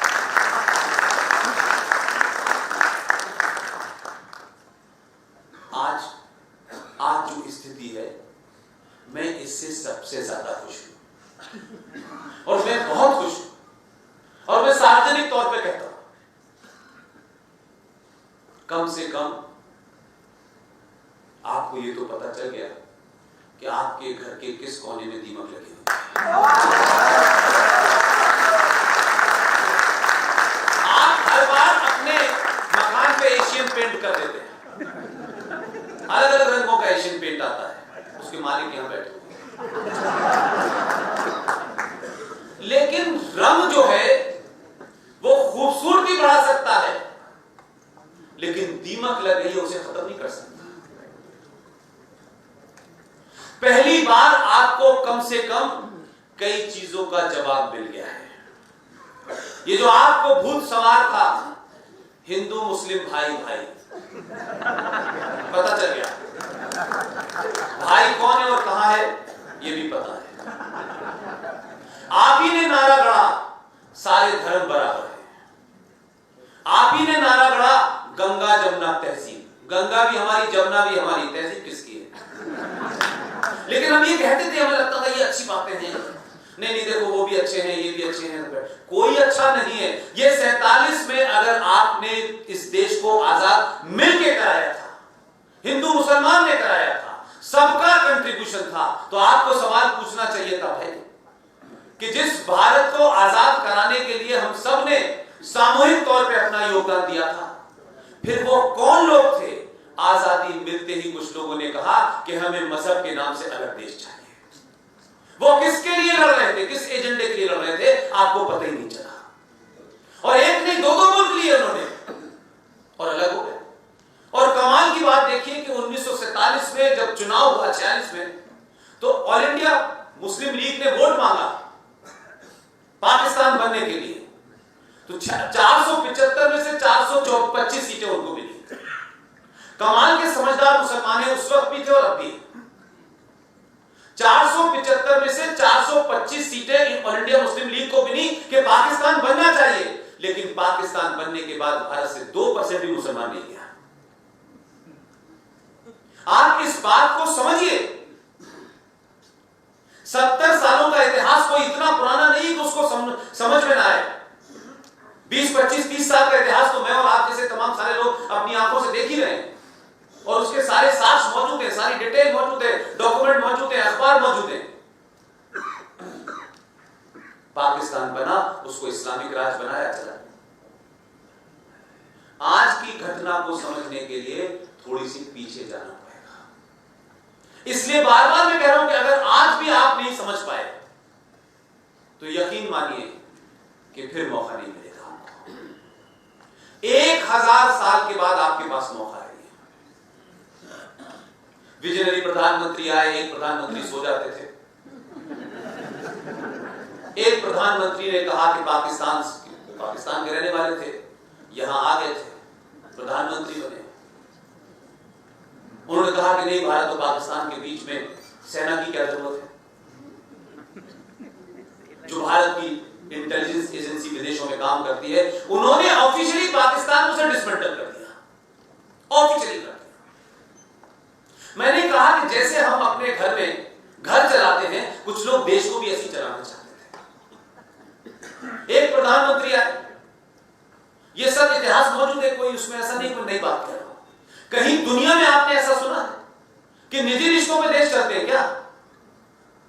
एक प्रधानमंत्री आए, उनको वो इतने महान थे, वो गांधी जी से इतने मुतासिर थे भाई कि आपकी जो सीक्रेट एजेंसी थी उसने पड़ोसी मुल्क के अंदर कहां पर न्यूक्लियर फिजन बन रहा है उस जगह तक पहुंच बना ली थी अपनी। और उस खुफिया एजेंसी के 3 लोगों ने वहां नाई की दुकान खोल ली। लोगों को पता नहीं है, मैं इसलिए कह रहा हूं ये बात। मेरा गुस्सा इसलिए है कि आपके देश में बहादुर कल भी थे और आज भी हैं और पहले भी थे, लेकिन उन बहादुरों को हमेशा साइडलाइन कर दिया गया। और यही आज कोशिश है, आज भी सारी कोशिश यही है। उन लोगों ने क्वेटा के अंदर जहां वो बन रहा था वहां तक पेंट बनाई और वहां नाई की दुकान खोली। इसलिए नहीं कि बाल कटाने थे, इसलिए खोली कि वहां से किसी आदमी को बाहर जाने की परमिशन नहीं थी। वही खाना था, वही पीना था, वही रहना था। इस नाइस ने उनके बाल जब काटे और बालों के काटने से पता चला कि उनके बालों के अंदर वो कण है जिससे ये पता चल गया कि यहां पर कठुआ के लिए आज यहां न्यूक्लियर फिजन बनाया जा रहा है। उसने बालों को समेटा और जिस अंदाज में वहां गया होगा उस अंदाज से वहां से निकला, कैसे बाहर आया और बाहर आने के बाद उसने भारत को भेज दिया। यहां रॉ के डायरेक्टर के पास सारी चीजें आ गई। भारत का रॉ का डायरेक्टर और आईबी का डायरेक्टर डेली प्रधानमंत्री को ब्रीफ करता है। ये हमारे यहाँ का प्रोटोकॉल है। डेली सुबह प्रधानमंत्री को ब्रीफ करना होता है उसको, प्रधानमंत्री कहीं भी हो। रॉ के डायरेक्टर ने प्रधानमंत्री को ब्रीफ किया, उनको बताया प्रधानमंत्री को। वो प्रधानमंत्री पानी कम पीते थे, मैं इतना बता सकता हूं। उन्होंने फोन करके कहा कि भाई आपको बम बनाने की क्या जरूरत है। तीनों के तीनों रॉ के अफसर मार दिए गए।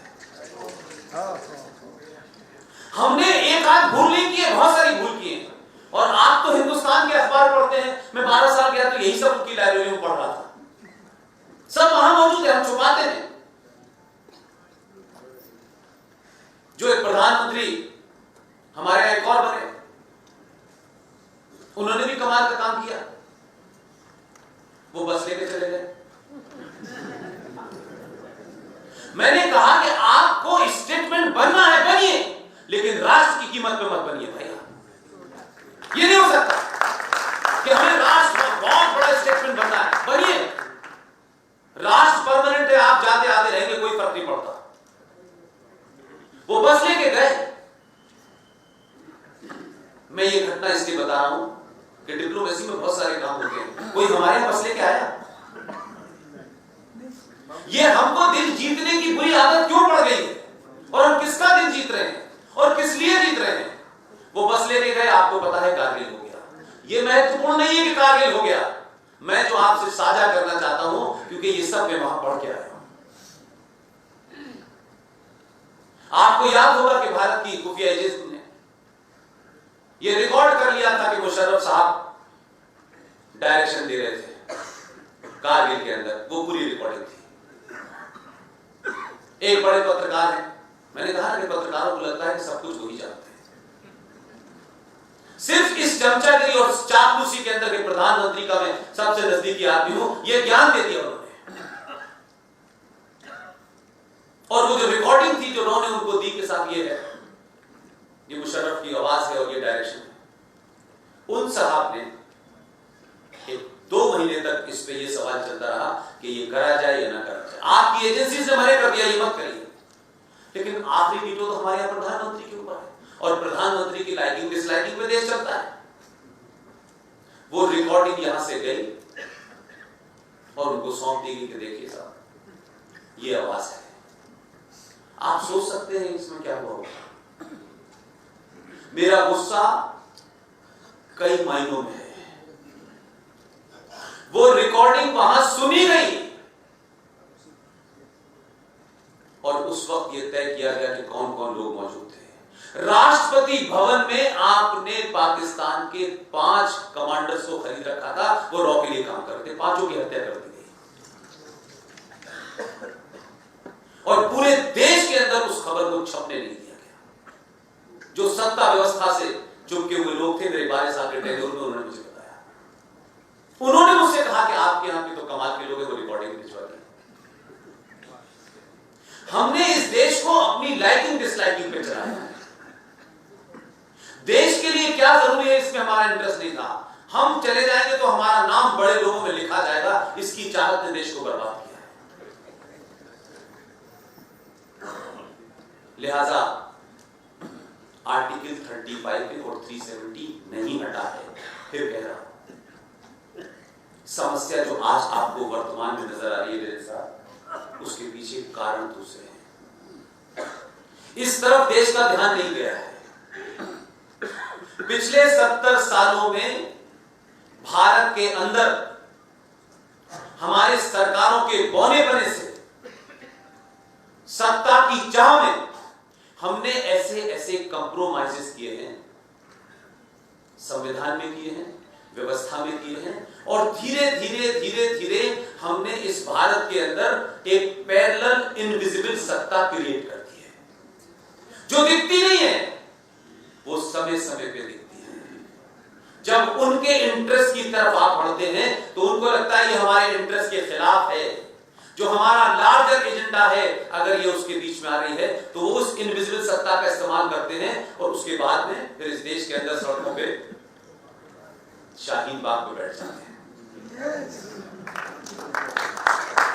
ये बात आप इस तरह समझेंगे, धारा 370 और 35 पे उस इनविजिबल सत्ता का सबसे बड़ा स्तंभ था।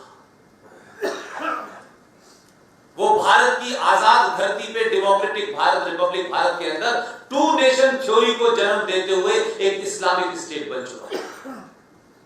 हमने सत्ता की चाह में वहां बहुत सारे काम ऐसे गलत होने दिए संवैधानिक तौर पे कि उसको चैलेंज ही नहीं किया। हमने कहा जो ये कर रहे हैं कर लें, बस कश्मीर हमारे साथ बना रहना चाहिए। वहां के संविधान जो 1957 में जम्मू कश्मीर का संविधान बना, उसमें हजारों प्रोविजन एंटी इंडिया है। वहां की विधानसभा के अंदर ऐसे ऐसे कानून पास हुए जिसको आप सोच के हंसेंगे। हमने सब कुछ होने दिया, सरकारों ने करने दो, कोई फर्क नहीं पड़ता। ऐसे ही नहीं महबूबा मुफ्ती की हिम्मत पड़ गई थी जब उसने ये कहा कि आर्टिकल 35 से छेड़छाड़ की गई तो जम्मू कश्मीर में तिरंगे को कोई कंधा देने वाला नहीं मिलेगा। ये देश रिएक्ट नहीं किया। जिस मुख्यमंत्री ने भारत के संविधान की शपथ लेकर के सीएम बनी हो, वो ये बात कह रही है और सुप्रीम कोर्ट में सुनवाई चल रही है। हमारे देश के मीडिया ने कहा ये तो उनका अधिकार है, तो उन्हें कहना ही चाहिए। क्या फर्क पड़ता है, इस पर थोड़ी रिएक्ट करेंगे। लेकिन अगर नॉर्थ ईस्ट का एक जज ये कह दे कि भारत को हिंदू राष्ट्र घोषित कर देना चाहिए, ओहो, तो पूरे देश में बवाल मचाएगा, देश टूट जाता है। ये पाखंड है हमारे यहाँ। इसलिए हम दूसरे की तकलीफ को बहुत बड़ी मानते हैं और अपनी तकलीफ को नजरअंदाज कर देते हैं। आर्टिकल 35 और 370, जो लोग इस्लाम को नहीं जानते, इस्लाम के बारे में बड़ी अजीबोगरीब राय बना रखी है लोगों ने, उन लोगों के लिए बहुत छोटी बात होगी।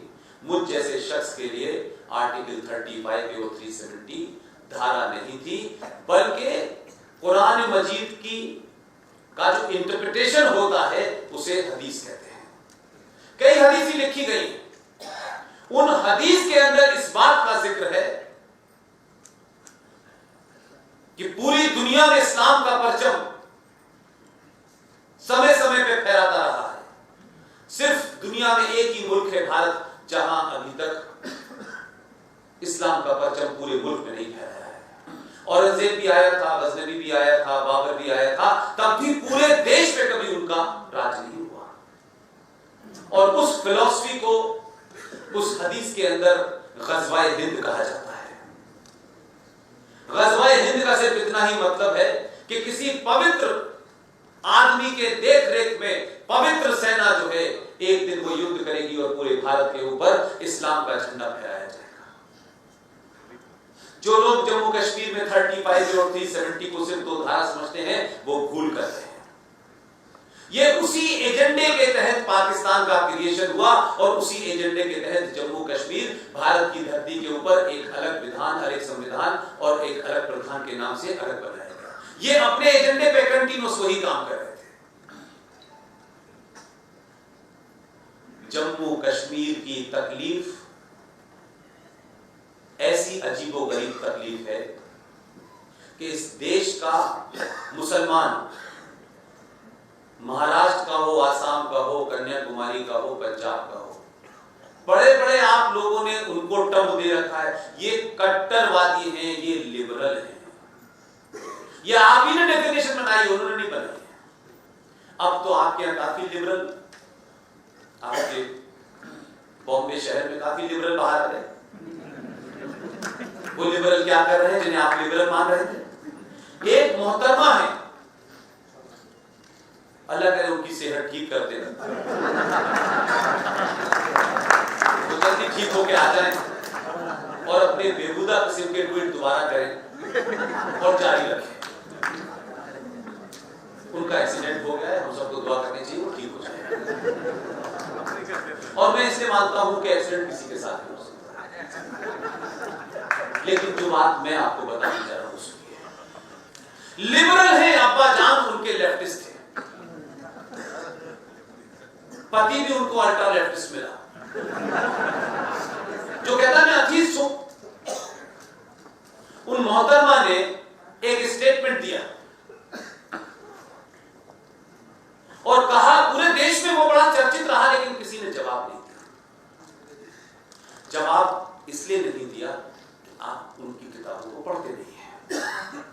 आपने तो महान कार्य क्या किया, आपने कहा रामायण क्या थी, महाभारत क्या था, ये काल्पनिक थे या नहीं थे, लोग किताबें पढ़ेंगे नहीं पढ़ेंगे, महाभारत पढ़ेंगे, रामायण पढ़ेंगे, आपने कहा कि क्या है, कम से कम हम अपने देश के लोगों को ये बताएं कि रामायण क्या थी, महाभारत क्या था। आपके लोगों ने एक बेहतरीन 2 सीरियल बना दिए और देश की जनता को बता दिया, हिंदुओं को भी बताया, दुनिया को भी बताया, पड़ोसियों को भी बताया, इस्लाम के मानने वालों को भी बताया कि देखिए ये है हम। आपने उस सीरियल को चलाया और पूरे देश को पता चल गया रामायण क्या है, महाभारत क्या है।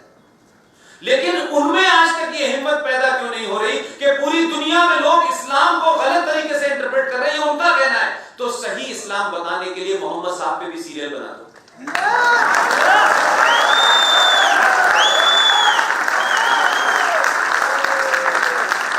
आप बनाएं, आप उसामा बिन लादेन से उसका स्क्रिप्ट लिखवाएं, हमें इसमें कोई नहीं, जिससे मिल जाए। लेकिन हम मूर्ख हिंदुओं को जो इस्लाम को नहीं जानते और पूरी दुनिया नहीं समझ पा रही, ना ट्रम्प समझ पा रहा, ना ऑस्ट्रेलिया समझ पा रहा, ना फ्रांस समझ पा रहा, ये ऐसा अजीब मजहब है, तो कम से कम उनके आसानी के लिए फिल्मों के धारावाहिक बना दीजिए ताकि देश समझ जाए कि ये थी असली स्थिति। एक बार एक फिल्म बनी है सर, चलिए आपने देखी, मैंने नहीं देखी। एक फिल्म बनी है लेकिन बैन हो गया।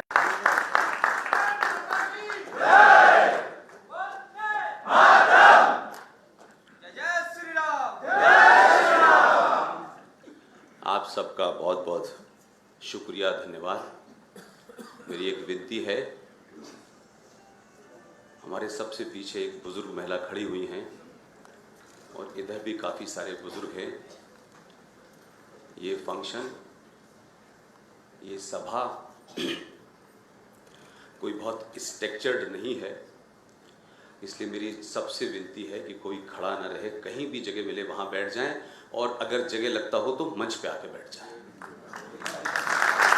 इसलिए लेकिन खड़ा हो तो मैं नहीं चाहता कि आप लोग खड़े रहेंगे, ये मुझे अच्छा नहीं लगेगा, इसलिए कहीं भी बैठ जाएं, कोई ऐसा मामला नहीं है। कोई भी महिला अगर ऊपर नीचे खड़ी हो, उसको बहुत सारे युवा हैं, वो अभी उनको कई सालों खड़ा होना है, उनको सीट दे दें। एक और बुजुर्गवार हैं, आप भी बैठ जाएं, प्लीज़ आप बैठ जाएं, आगे आगे बैठ जाएं।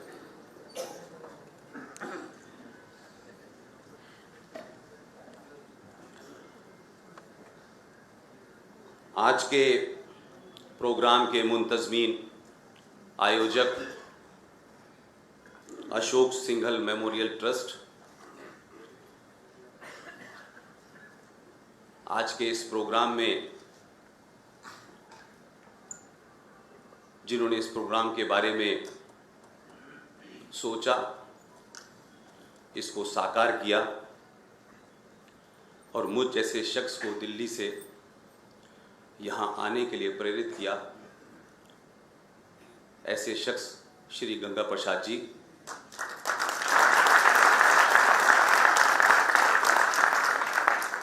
उनके साथ शाना बशाना कंधे से कंधा मिलाकर खड़े रहे पंकज मेहता साहब, प्रवीण मेहता साहब, परेश भाई बोरा। और मुंबई क्योंकि मैं जब आता हूँ कुछ नए लोग ज़रूर मुझसे मिलते हैं और उसमें से बहुत सारे लोगों से संबंध ऐसे हो जाते हैं कि लगता है कि उनका नाम लिए बगैर किसी सभा को संबोधित करना ठीक नहीं है। मैं जब मुंबई में पहली बार आया था, वीर सावरकर स्मारक के अंदर एक व्याख्यान था। वो पूरा परिवार मेरा परिवार का हिस्सा बना, लेकिन उसी ऑडियंस में मेरी मुलाकात मेरी माँ की उम्र की संगीता अलमाटी जी से हुई। वो आज भी यहाँ मौजूद हैं। कोई ऐसा प्रोग्राम नहीं होता कि मैं मुंबई में हूँ और संगीता जी वहाँ ना हो। इस प्रोग्राम में ऐसे भी लोग हैं जो मुझे अमेरिका ले जाना चाहते हैं। मैं बार बार उनसे कहता हूँ अमेरिका से ज़्यादा ज़रूरत भारत में है। अमेरिका के लोगों को समझ में आ गया है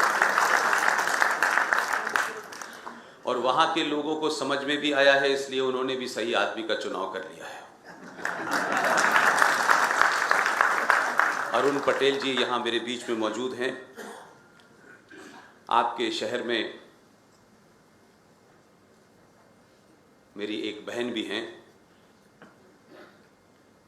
जिन्होंने टेलीफोन पे ये इच्छा जाहिर की कि मैं आपको राखी बांधना चाहती हूँ।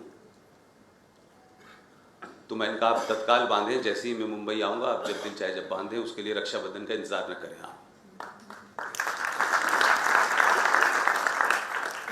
रेखा बंडवाल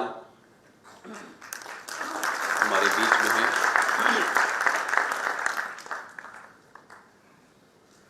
उन तमाम सब लोगों का एक बार फिर दिल से शुक्रिया। मैं अपनी बात जहां वीरेंद्र भाई ने छोड़ी है, आपने टॉपिक तो रखा है वर्तमान और भविष्य की चुनौतियां, लेकिन मेरा मानना यह है कि आज का वर्तमान ऐसा क्यों है, उसके लिए आपको माजी में जाना पड़ेगा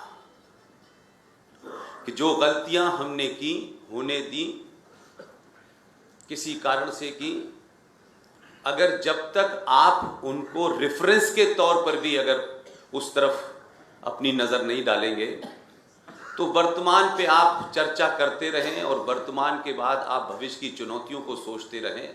लेकिन मैं ये मानता हूं कि अगर आपको ये पता चल जाए कि इस पेड़ में दीमक कब लगी थी, कैसे लगी थी, तो पूरी उम्मीद है कि उसका इलाज भी आप ठीक करेंगे। हमारे यहाँ वर्तमान पे बहुत चिंता होती है, हम तत्कालिक तौर पे चीज़ों को देखते हैं और उनकी कोई न कोई रेमेडी ढूंढने की कोशिश करते हैं। फ़कत ये है कि आचार्य चाणक्य के देश में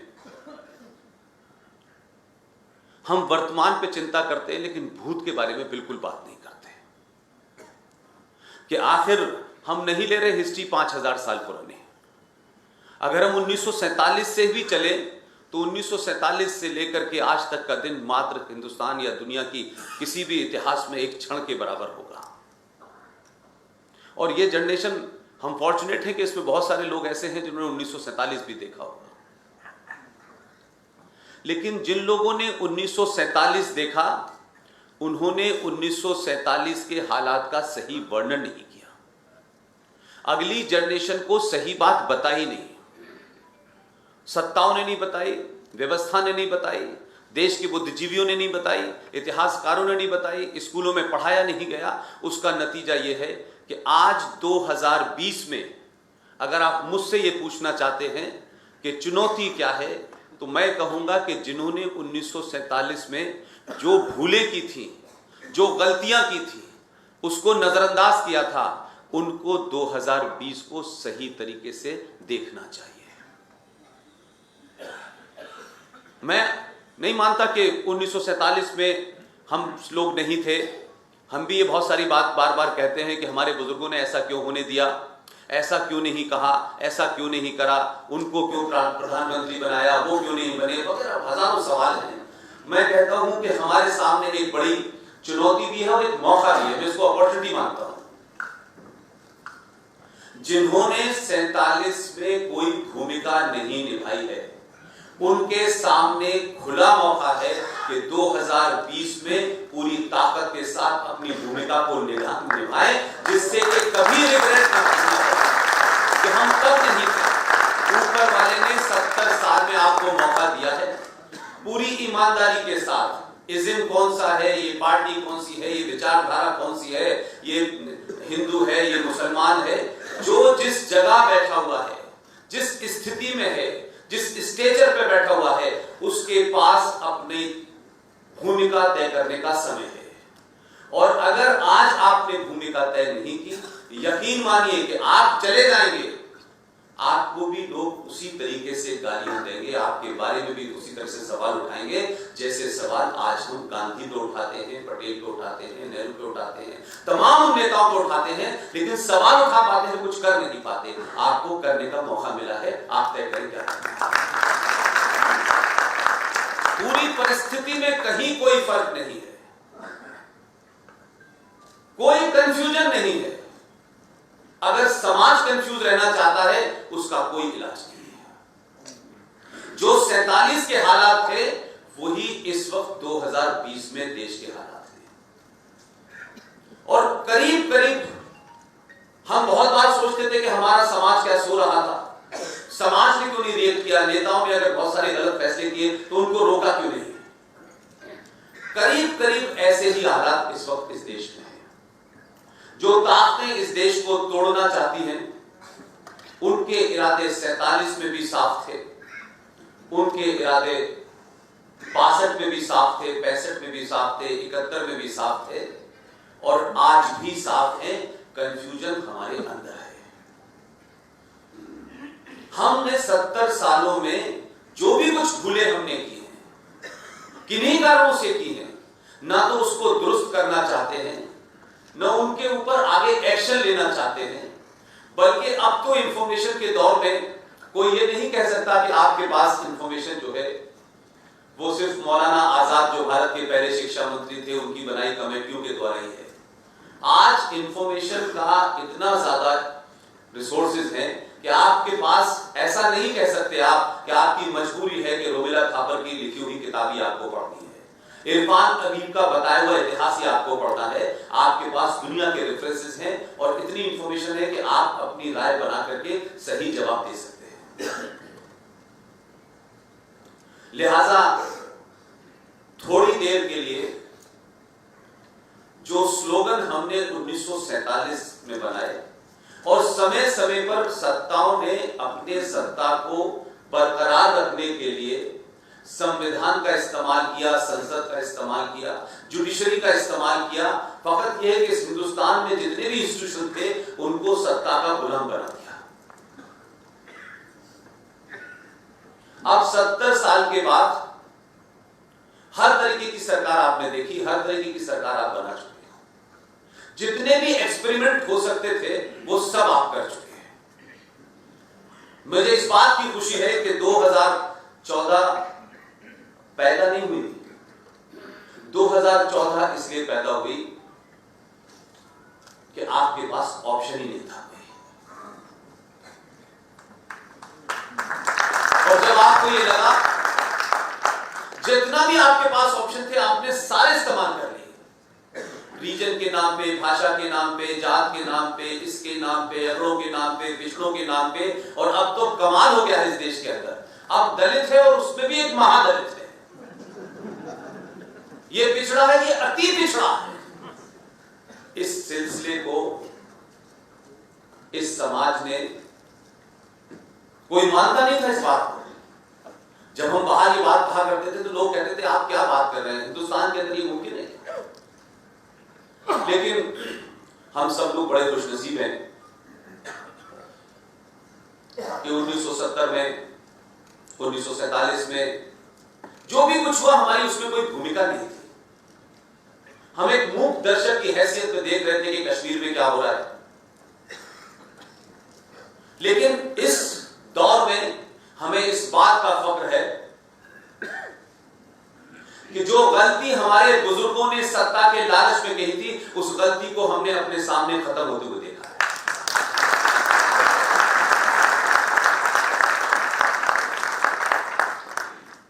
यहां तक का जो सफर है, जिसकी तरफ पूरा देश चिंतित है, देश भर में लोग सुनना चाहते हैं, समझना चाहते हैं, और ये पहली बार में भारतीयों के बीच में एक ऐसी भूख जिसे कह सकते हैं, आप उसे राष्ट्रवाद का नाम दे दें, आप उसे किसी भी चीज का नाम दे सकते हैं, लेकिन भारतीय समाज को पहली बार अपनी कमियों को जानने, उन कमियों को सुधारने और क्या सच है उसको सुनने की जबरदस्त भूख पैदा हुई है। और यही एक कारण है कि आप जैसे जैसे आपके पास इंफॉर्मेशन आ रही है, जैसे जैसे आप उनके झूठे तर्कों को न्यूट्रलाइज कर रहे हैं, वैसे वैसे उन लोगों को डर लगने लगा है। अभी आपने कोई कुछ ऐसा कार्य नहीं किया है जिसे इस देश के संविधान के विरुद्ध माना जाए, इस देश में जो व्यवस्था है उसके खिलाफ माना जाए। ये ताकत जिसको लोग पिछले कई सौ सालों से कायरता समझ रहे थे, कुछ लोग समझ रहे थे कि हिंदू हजारों जातियों में बटा हुआ है, हिंदू लालची है, हिंदू धोखेबाज है, ये तमाम सवाल सुनते सुनते मैं बड़ा हुआ और जिस मेरे परिचय में बताया गया, उस 12 साल उस मुल्क में रहा जहां आपके बारे में बहुत कुछ सही भी सोचा जाता था। और मैं ये मानता था कि ये वो बात सोच रहे हैं जो गलत नहीं है, लेकिन भारत के लोगों को कभी अपनी शान में, अपने सम्मान में कभी उनको ठेस ही नहीं पहुंचती थी। हम कौन थे, कहां से आए, कहां चले गए, और दुनिया हमारे बारे में क्या सोचती है। और मैं बार बार कहता हूं कि आपसे बड़ा समाज, बड़ा पढ़ा लिखा समाज, बड़ा बुद्धिजीवी समाज, बड़ा इंटेलेक्चुअल समाज अगर आपके बारे में कुछ सोचता थोड़ा बहुत गलत, तो बुरा भी नहीं लगता, क्योंकि कम से कम हमसे सुपीरियर लोग सोच रहे हैं। मेरा दुख इस बात का है कि जिन्होंने 14 साल में एक सुई नहीं बनाई है, जिन्होंने 14 साल के अंदर पूरी दुनिया के अंदर हर सिविलाइजेशन को तबाह किया है, उन्होंने भी आपके ऊपर राज करा है। वो आपको आज बता रहे हैं पूरी दुनिया में हम क्या हैं और आप क्या हैं। इसलिए 2020 और 2019 मेरे लिए महत्वपूर्ण है कि 2014 में बहुत लोगों ने कहा कि ये तो लोगों का गुस्सा था, लोगों की नाराजगी थी, कई सालों की उस नाराजगी की वजह से लोगों को कहीं वोट देना था, और उन्होंने वोट दे दिया, और वो इत्तेफाक से हुआ ये कि मोदी साहब को मिल गया। और उसके बाद में कई एनालिसिस हुई, तमाम बड़े बड़े अखबार वालों ने, एडिटर ने, इंटेलेक्चुअल्स ने, साइंटिस्टों ने अजीबोगरीब धमकियां देना शुरू की। यानी लोकतंत्र में अगर जो आदमी जिसको आप जिताना चाहते थे वो हार गया, और जिसको नहीं जिताना चाहते थे वो जीत गया, तो लोग बोले कि लोकतंत्र खतरे में है। अब ये जुमला उनका कुछ दिन तो चला, फिर उसके बाद उन्होंने कहा अगर ये जीत गए तो हम चले जाएंगे। कहां चले जाएंगे? चले जाइए, आपको पहले से रोका तो था नहीं। तो ये आपकी एक सेट मानसिकता है कि हम बुद्धिजीवी हैं और हम ही देश चला सकते हैं, हमारे अलावा कोई देश चला ही नहीं सकता है। क्योंकि देश चलाने का जो हुनर और फन ट्रांसफर ऑफ पावर से कुछ लोगों को मिला था, वो समझते थे कि ऐसे ही चलेगा। तो उनको यकीन नहीं था कि 2014 के बाद बहुत लोग इसलिए रोक गए कि शायद हो सकता है कि हम रोक देंगे अगली बार। तो 5 साल में जितने भी उनके पास हथियार थे, उन्होंने सबका इस्तेमाल कर दिया। यह भी हो सकता था थोड़ा इंतजार तो कर सकते थे वो लोग, लेकिन उन्होंने कहा हमारे पास अवार्ड है, अवार्ड भी हम वापस कर देंगे, हमने किताबें लिखी, किताबें भी हम वापस कर देंगे, कुछ एडिटर थे वो जानने वाले थे, लगा हुआ ये कि 2014 से 19 तक अब उनके पास कुछ बचा ही नहीं वापस करने के लिए।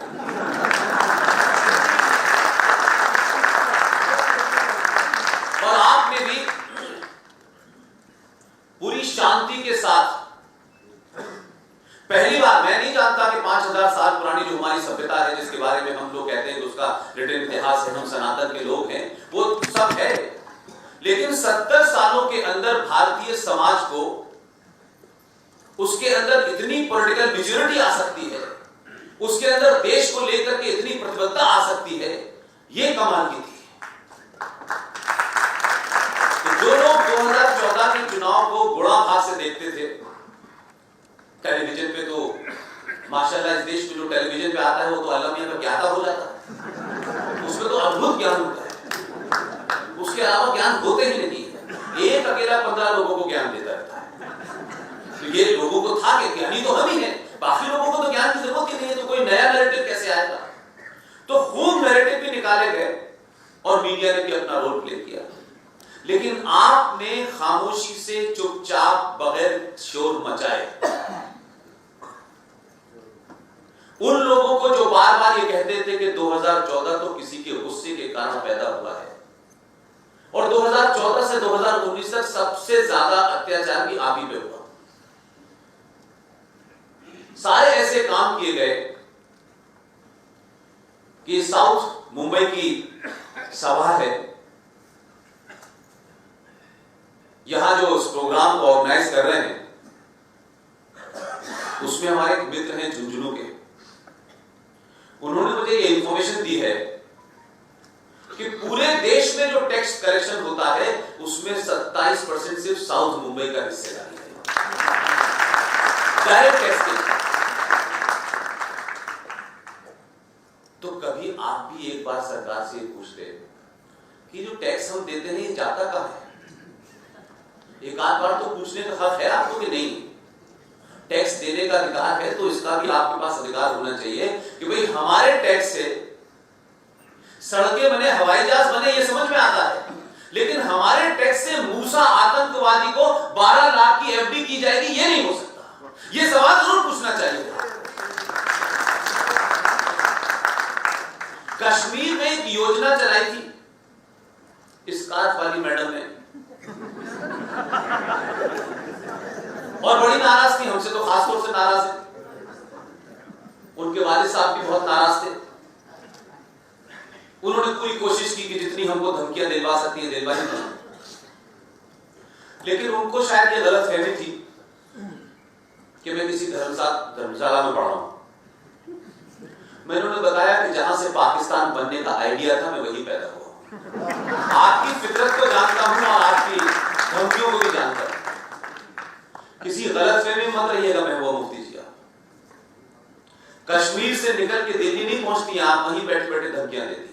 कई प्रोग्राम उन्होंने मेरे कैंसिल कराए, लेकिन मैंने भी ये ठान ली थी कि किसी भी कीमत पर पूरे देश को बताऊंगा कि ये आर्टिकल 35 पे है क्या, इसके साथ क्या हुआ है।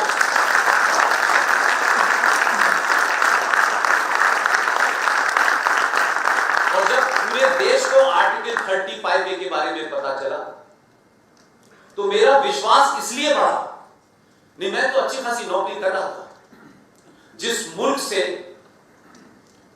नंबर 2 के पैसे लेकर के इस देश में स्लीपर सेल का लोग काम करते थे, उसी देश से नंबर 1 में पैसा लेता था। अब उनकी यहां की हेडलाइन छपती है कि पैसा हम देते थे, काम ये हिंदुस्तान का करता था। अब उनको की तकलीफ है, मैंने नौकरी छोड़ दी उनकी। हमारे यहां किसी भी बात को, किसी भी समस्या को कैसे साइड ट्रैक कर दिया जाए, उसे आगे बढ़ा दिया जाए, उसको कन्फ्रंट नहीं करते हम, उसको आगे बढ़ा देते हैं। और उस आगे बढ़ाने में कोई भी नए किस्म का स्लोगन, कोई भी नारा गढ़ दो, समाज को बता दो, समाज बिजी हो जाता है। और वैसे भी हम लोग जो हैं बहुत ज्यादा इसमें इंटरेस्टेड नहीं होते कि कश्मीर में क्या हो रहा है, बंगाल में क्या हो रहा है, आसाम में क्या हो रहा है। हमारा इंटरेस्ट इसलिए नहीं है कि कौन हमसे क्या लेना देना, जब यहां होगा तब हम बताएंगे। कश्मीर में कोई धारा 375 पे और 370 नहीं हटी है। सिर्फ जो लोग इसको एक धारा मानते हैं, सबसे बड़ी प्रॉब्लम मेरी वही है। मैंने धारा नहीं माना। जिन लोगों को इस्लाम के बारे में बड़ा भ्रम है, बिना पढ़े ही उसमें नोबेल प्राइज विनर हैं और पूरे दावे से कहते हैं, इतने दावे से तो वो मौलवी साहब भी नहीं कह रहे जिन्होंने कुरान पढ़ा है। लेकिन ये फैशन है हमारे यहां कि हमें हर चीज पे बोलना है।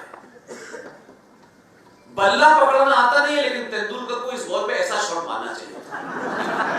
ये हमारी प्रॉब्लम है। हम हर चीज के एक्सपर्ट हैं, और अगर कोई ये पूछेगा मुझसे आकर कि साहब इसमें बोलिए, तो मैं जैसे इकोनॉमिक के बारे में बिल्कुल नहीं जानता, तो ये कहने में शर्माते थे इस विषय के बारे में जानता नहीं, उसमें किसी और से पूछिए। हम उसमें भी राय देते थे। टेलीविजन का माइक सामने आने के बाद कुछ भी बोल देते हैं। जो लोग पिछले कई सौ सालों से इस गलतफहमी के शिकार हैं कि इस्लाम इज ए रिलीजन, पूरी दुनिया को समझ में आ रहा है, आज आपको समझ में शराब देर से आया है। मेरी पूरी बचपन से लेकर अब तक की स्टडी ये कहती है, Islam is not a religion, Islam is a political ideology to capture power.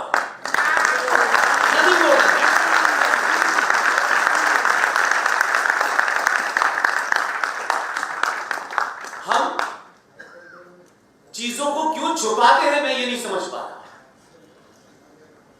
आप किसी को गाली नहीं दे रहे, आप किसी का अपमान नहीं कर रहे, लेकिन अगर आप सच को सच नहीं कह रहे तो भी आप बहुत बड़ी गलती कर रहे हैं। हमारे यहां एक अपॉलोजिस्टिक एटीट्यूड बना हुआ है। आतंक का कोई धर्म नहीं होता। कमाल है। यहां तक तो मैं मानता हूं कि आतंक का सच में कोई धर्म नहीं होता। अगर आपने को सही बात बताई जाती तो आप इस नैरेटिव को उसी दिन खारिज कर देते, क्योंकि आपके और हमारे बीच में ऐसे ऐसे नैरेटिव गढ़े गए हैं कि हमको उसका मतलब भी नहीं पता। मैंने कल भी युवाओं के सामने कहा कि सारे धर्म बराबर हैं। सारे धर्म बराबर नहीं हो सकते, क्योंकि धर्म तो सिर्फ एक है,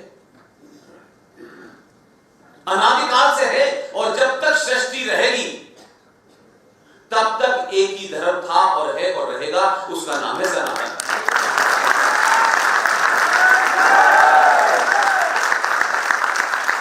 इसलिए धर्म एक है पूरी दुनिया में, अगर कोई है। मजहब और रिलीजन बहुत सारे हैं। इंग्लिश के वर्ड रिलीजन का ट्रांसलेशन हिंदी में धर्म नहीं हो सकता। हमने मजहब और धर्म को एक ही तराजू में रखा हुआ है। हिंदी में रिलीजन का मतलब पंथ होता है, धर्म नहीं होता। इसलिए जब कोई ये कहता है कि आतंकवाद का कोई धर्म नहीं होता, मैं कहता हूं बिल्कुल सही। तुम ईमानदार मुसलमान हो, सच में आतंक का कोई धर्म नहीं होता, आतंक का मजहब होता है।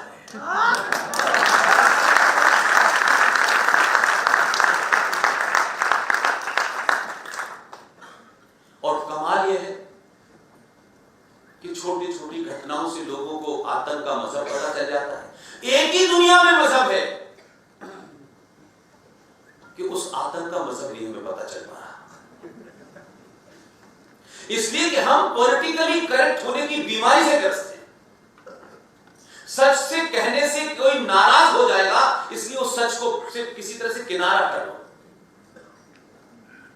पूरी दुनिया इस्लामिक आतंकवाद से ग्रस्त है और भारत के सामने सबसे बड़ी चुनौती इस्लामिक आतंकवाद है।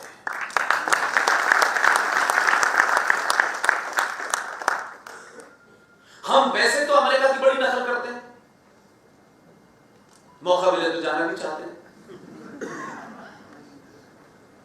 अमेरिका का प्रेसिडेंट आपके प्रधानमंत्री के सामने खड़े होकर कहता है कि इस्लामिक आतंकवाद का मुकाबला यूएस और भारत मिलकर करेंगे।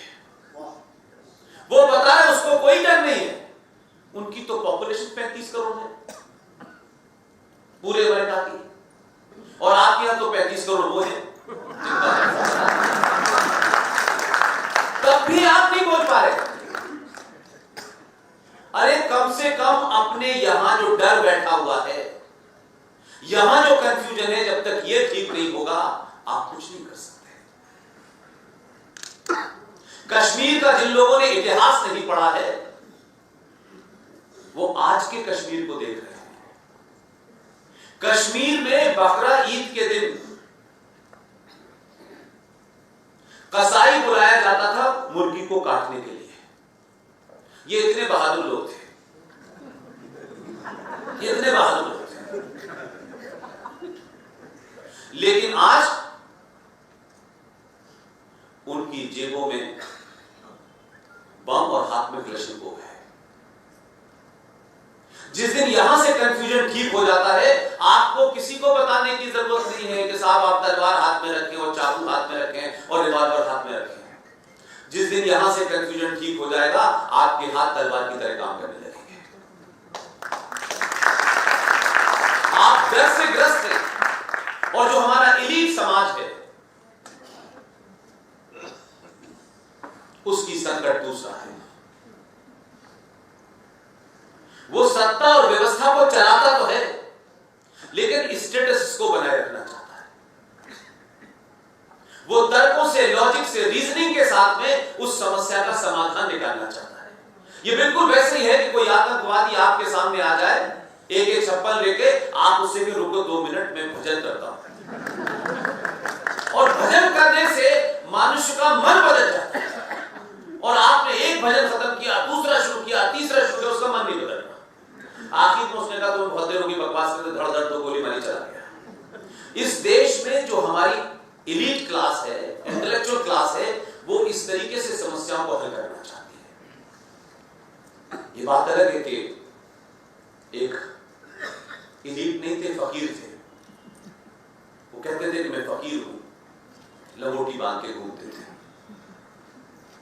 उन्होंने भी कहा कि जो मुसलमान तुम्हें मारे उसका दिल जीतो।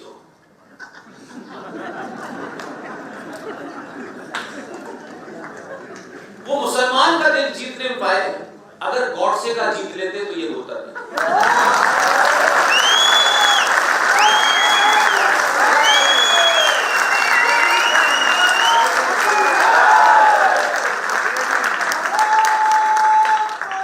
इसलिए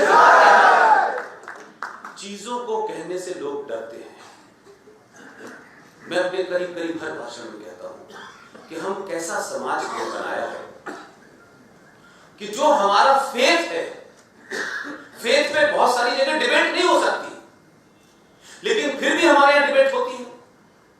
और हम तो वो समाज है कि जिस समाज के अंदर खुले तौर पे शास्त्रार्थ होता था, जिसकी बात सही है वो बात मानी जाएगी, चाहे वो राजा हो या रंग हो।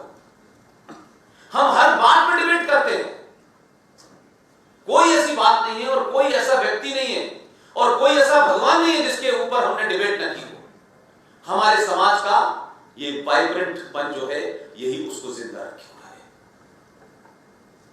लेकिन हमारे देश में कुछ चीजों को ऐसा बना दिया गया है कि अगर आपने उस पर डिबेट की, उनके किसी कार पे, एक्शन पे, उनके किसी फैसले पे 50 साल के बाद भी अगर कोई आपने चर्चा की, तो राजस्थान सरकार उस पे बैन लगा देगी, क्योंकि ये गांधी पे बहुत बोलते हैं। तो गांधी जी हमारे यहां भगवान राम से भी बड़े हैं, उन पे चर्चा नहीं हो सकती। वो अच्छे थे, बुरे थे, वो एक अलग बात है, लेकिन इतिहास में हर एक पे चर्चा होती है, उन पे भी होनी चाहिए। किस पे चर्चा हमारे यहां नहीं हुई है? किसके चरित्र को हमने पॉलिटिकली उसकी एनालिसिस नहीं की है?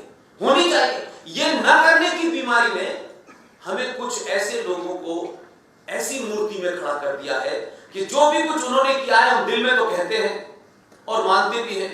30 जनवरी को खुश भी होते हैं और 2 अक्टूबर को रोते भी हैं। ये अजीब संकट है हमारा।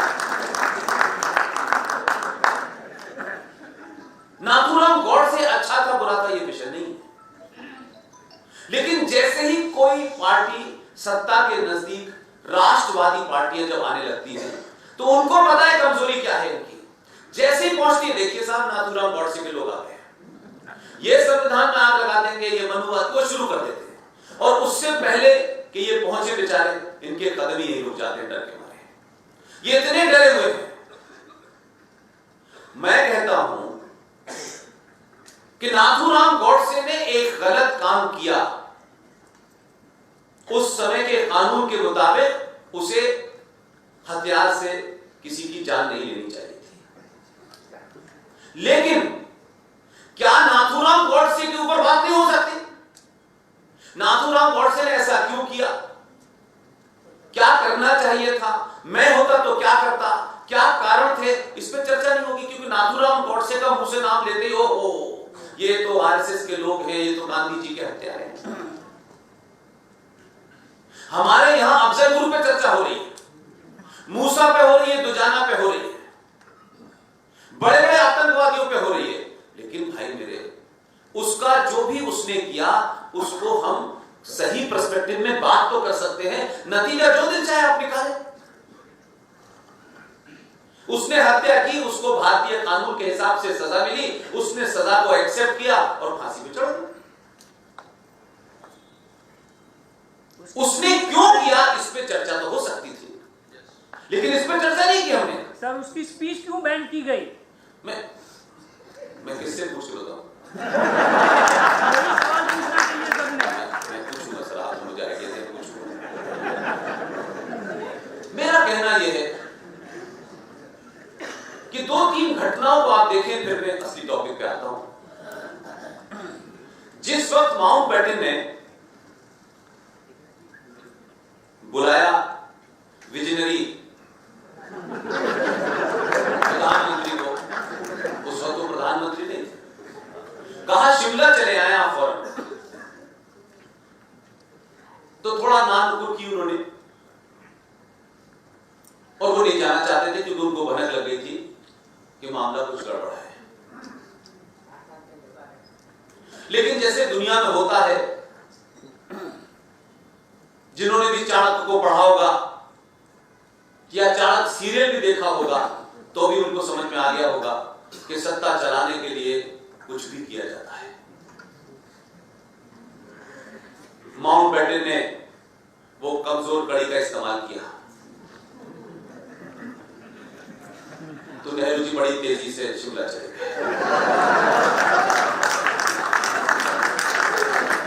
कांग्रेस वर्किंग कमेटी का उनको मैंडेट नहीं था, मौसम बेईमान था, और वहां उनको भी बुलाया गया जो कायदे आजम पाकिस्तान के हैं, उनका यहां साइन करो, साइन हो गया। आपको ये घटना मैं इसलिए बताना चाहता हूं कि जिस वक्त ये सब चल रहा था, क्या गांधी जी को नहीं पता था? गांधी जी को वैसे बहुत सारी चीजें पता रहती थी जो नहीं पता होनी चाहिए। गांधी जी ने का विवाद अंबेडकर के साथ हुआ, गांधी जी ने उनसे बातचीत कम की, ये कहा कि मैं धरने पे बैठ जाऊंगा अगर तुमने अपनी बात दी वापस। अंबेडकर की किताब जितनी भी है इस देश ने पढ़ी नहीं।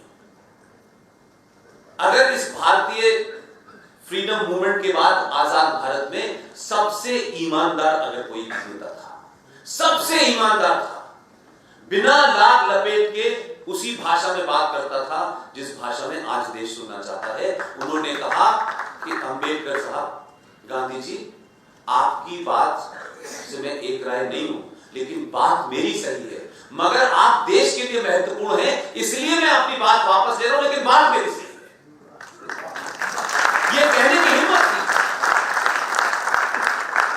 लेकिन गांधी जी को ऐसा लगा कि ये तो कोई उनको ब्रह्मास्त्र मिल गया है। यही उन्होंने अप्लाई किया सुभाष चंद्र बोस के साथ में। लेकिन आप तमाम सारे लोग जो मुझसे उम्र में बड़े हैं, कोई किताब, कोई मैगजीन, कोई अखबार ऐसा मुझे बताएं कि जिस वक्त जिन्ना और नेहरू भारत के विभाजन पे चर्चा करने के लिए गए थे, उसी दरमियान गांधी जी ने एक बयान दिया था। यह मेरा आरोप है, यह मेरा इंटरप्रिटेशन है। उस इतिहास की जानकारी के बाद मैं इस नतीजे पे पहुंचा हूं कि मैं इसको इस तरह भी सोच सकता हूं। आप हो सकता है सहमत हो, असहमत हो। जिस वक्त ये तमाम सारी चीजें चल रही थी, उसी वक्त गांधी जी ने एक बहुत बड़ा बयान दिया था, और वो बयान, उसकी चर्चा बहुत होती है, ऐसे उसको ग्लोरीफाई किया जाता है, लगता है वो क्या आदर्श बात बोला था। जिस नेता के ऊपर पूरी दुनिया का, अंग्रेजों तक का यकीन था, उसकी बात से भारत के लोग अपने हाथों में हथियार अगर होता था वो नीचे रख देते थे। इतना जादू था उस आदमी का। लेकिन जादू का गलत इस्तेमाल जब उन्होंने किया, उसका नुकसान हुआ। जिस दरमियान ये हॉबनॉबिंग चल रही थी, जा रहे थे, आ रहे थे, कहां से बटेगा, कैसे बटेगा, किस तरह बटेगा, उसी दरमियान गांधी जी ने एक बयान दिया कि अगर भारत का विभाजन हुआ तो मेरी लाश पे होगा। ये बयान आपने सुना है? सबने सुना है, लेकिन इसकी टाइमिंग इंपॉर्टेंट है। ये उसी वक्त दिया गया जब देश को इस बात की थोड़ी खलबली थी कि देश बंटने जा रहा है। क्या गांधी जी उस कॉन्स्पिरेसी के हिस्से थे कि लोगों का ध्यान बढ़ जाए और लोग इस तरफ सोचने लगे कि देश तो बट ही नहीं सकता क्योंकि गांधी ने कह दिया है? इस बयान देने की जरूरत क्या थी? अगर उन्हें पता था कि देश बट रहा है तो गांधी जी कब जिन्ना के सामने, कब नेहरू के सामने धरने पे बैठे कि किसी भी कीमत पे मैं तुम्हें ये नहीं करने दूंगा, चाहे कुछ हो जाए। क्योंकि अम्बेडकर ने बात मान ली और सुभाष ने बात मान ली, तो फिर आप उनके सामने क्यों नहीं बैठे? क्यों धरने की धमकी नहीं दी आपने? कहां गायब थे आप? लेकिन आपने जो बयान दिया उससे देश को आपने एक भरोसा दिलाया कि गांधी ने कह दिया है कि देश नहीं बटेगा और मेरी लाश पे बटेगा। इतना बड़ा स्टेटमेंट दिया उन्होंने। आप मुझे बताइए, आप जिस पे भरोसा करें, जीवन लगा दें जिसके ऊपर, उसकी हर बात को आप आंख बांध के पूरा करते हैं। ऐसे बहुत सारे लोग होंगे। मैं मानता हूं कि नाथूराम गॉडसे जब तक उसने ये कृत्य नहीं किया था, उससे बड़ा गांधी का कोई फॉलोअर नहीं था। मैं नहीं जानता कांग्रेस पार्टी में कितने लोगों ने गांधी की बात मानी या नहीं मानी। इतिहास तो यह भी बताता है कि नेहरू जी ने कांग्रेस तोड़ने की धमकी दे दी थी, लेकिन नाथूराम गॉडसे ने गांधी के शब्दों पे यकीन किया। उससे बड़ा फॉलोअर कौन हो सकता है? हम चीजों को एक तरफ देखते हैं, दूसरी तरफ से भी तो देखना चाहिए। उसका विश्वास, उसका यकीन, उसका भरोसा गांधी के शब्दों पे था। जितना ज्यादा भरोसा किसी पे आप करेंगे, और जब आपका भरोसा टूटेगा तो जिस पागलपने तक की हद में आप भरोसा करते हैं, उस पागलपने हद में आप उस भरोसा टूटने के बाद कुछ भी कर देते हैं। लिहाजा जो लोग नाथूराम गॉडसे को दूसरी तरह से प्रोजेक्ट करना चाहते हैं, वो करें। उनका पॉलिटिकल एजेंडा हो सकता है, ना मेरी कोई पार्टी है, ना मेरी कोई विचारधारा है, ना मैं किसी इज्म से जुड़ा हुआ हूं। मेरे पूरे मूल में, मुंबई हो, गुजरात हो, दिल्ली हो, देश का कोई कोना हो, मेरे मूल में सिर्फ राष्ट्र है। उसके अलावा मेरे मूल में कुछ है ही नहीं। लिहाजा मुझे ये कहने में कहीं डर नहीं लगता है वो क्या सोचेंगे, ये क्या सोचेंगे, फला पार्टी को क्या होगा, किसको क्या होना, मेरा इसमें इंटरेस्ट ही नहीं है। क्योंकि इस देश में लोगों ने या तो पार्टियों के बारे में सोचा है, या जातियों के बारे में सोचा है, या अपना एजेंडे के बारे में सोचा है। राष्ट्र के बारे में सोचना इस देश ने बहुत पहले बंद कर दिया था। ये बात अलग है कि ऐसे हालात हुए कि आपने 2019 में जो वोट दिया है, बहुत सारे लोग होंगे उन्होंने किसी और पार्टी को भी वोट दिया हो, लेकिन इस देश की मेजॉरिटी ने पहली बार, आप उसको सोशलिस्ट के एंगल से देखेंगे, हम एक जर्नलिस्ट के एंगल से भी देखते हैं, लेकिन मैं ये नहीं मानता कि जर्नलिस्ट जो कुछ देखते हैं वही सही होता है। आप इंटरप्रेट कैसे करते हैं? मेरा 2019 के चुनाव का इंटरप्रिटेशन है कि सरकार नहीं बदली इस देश में, पहली बार 1000 साल के बाद समाज ने बदलने का रुख किया।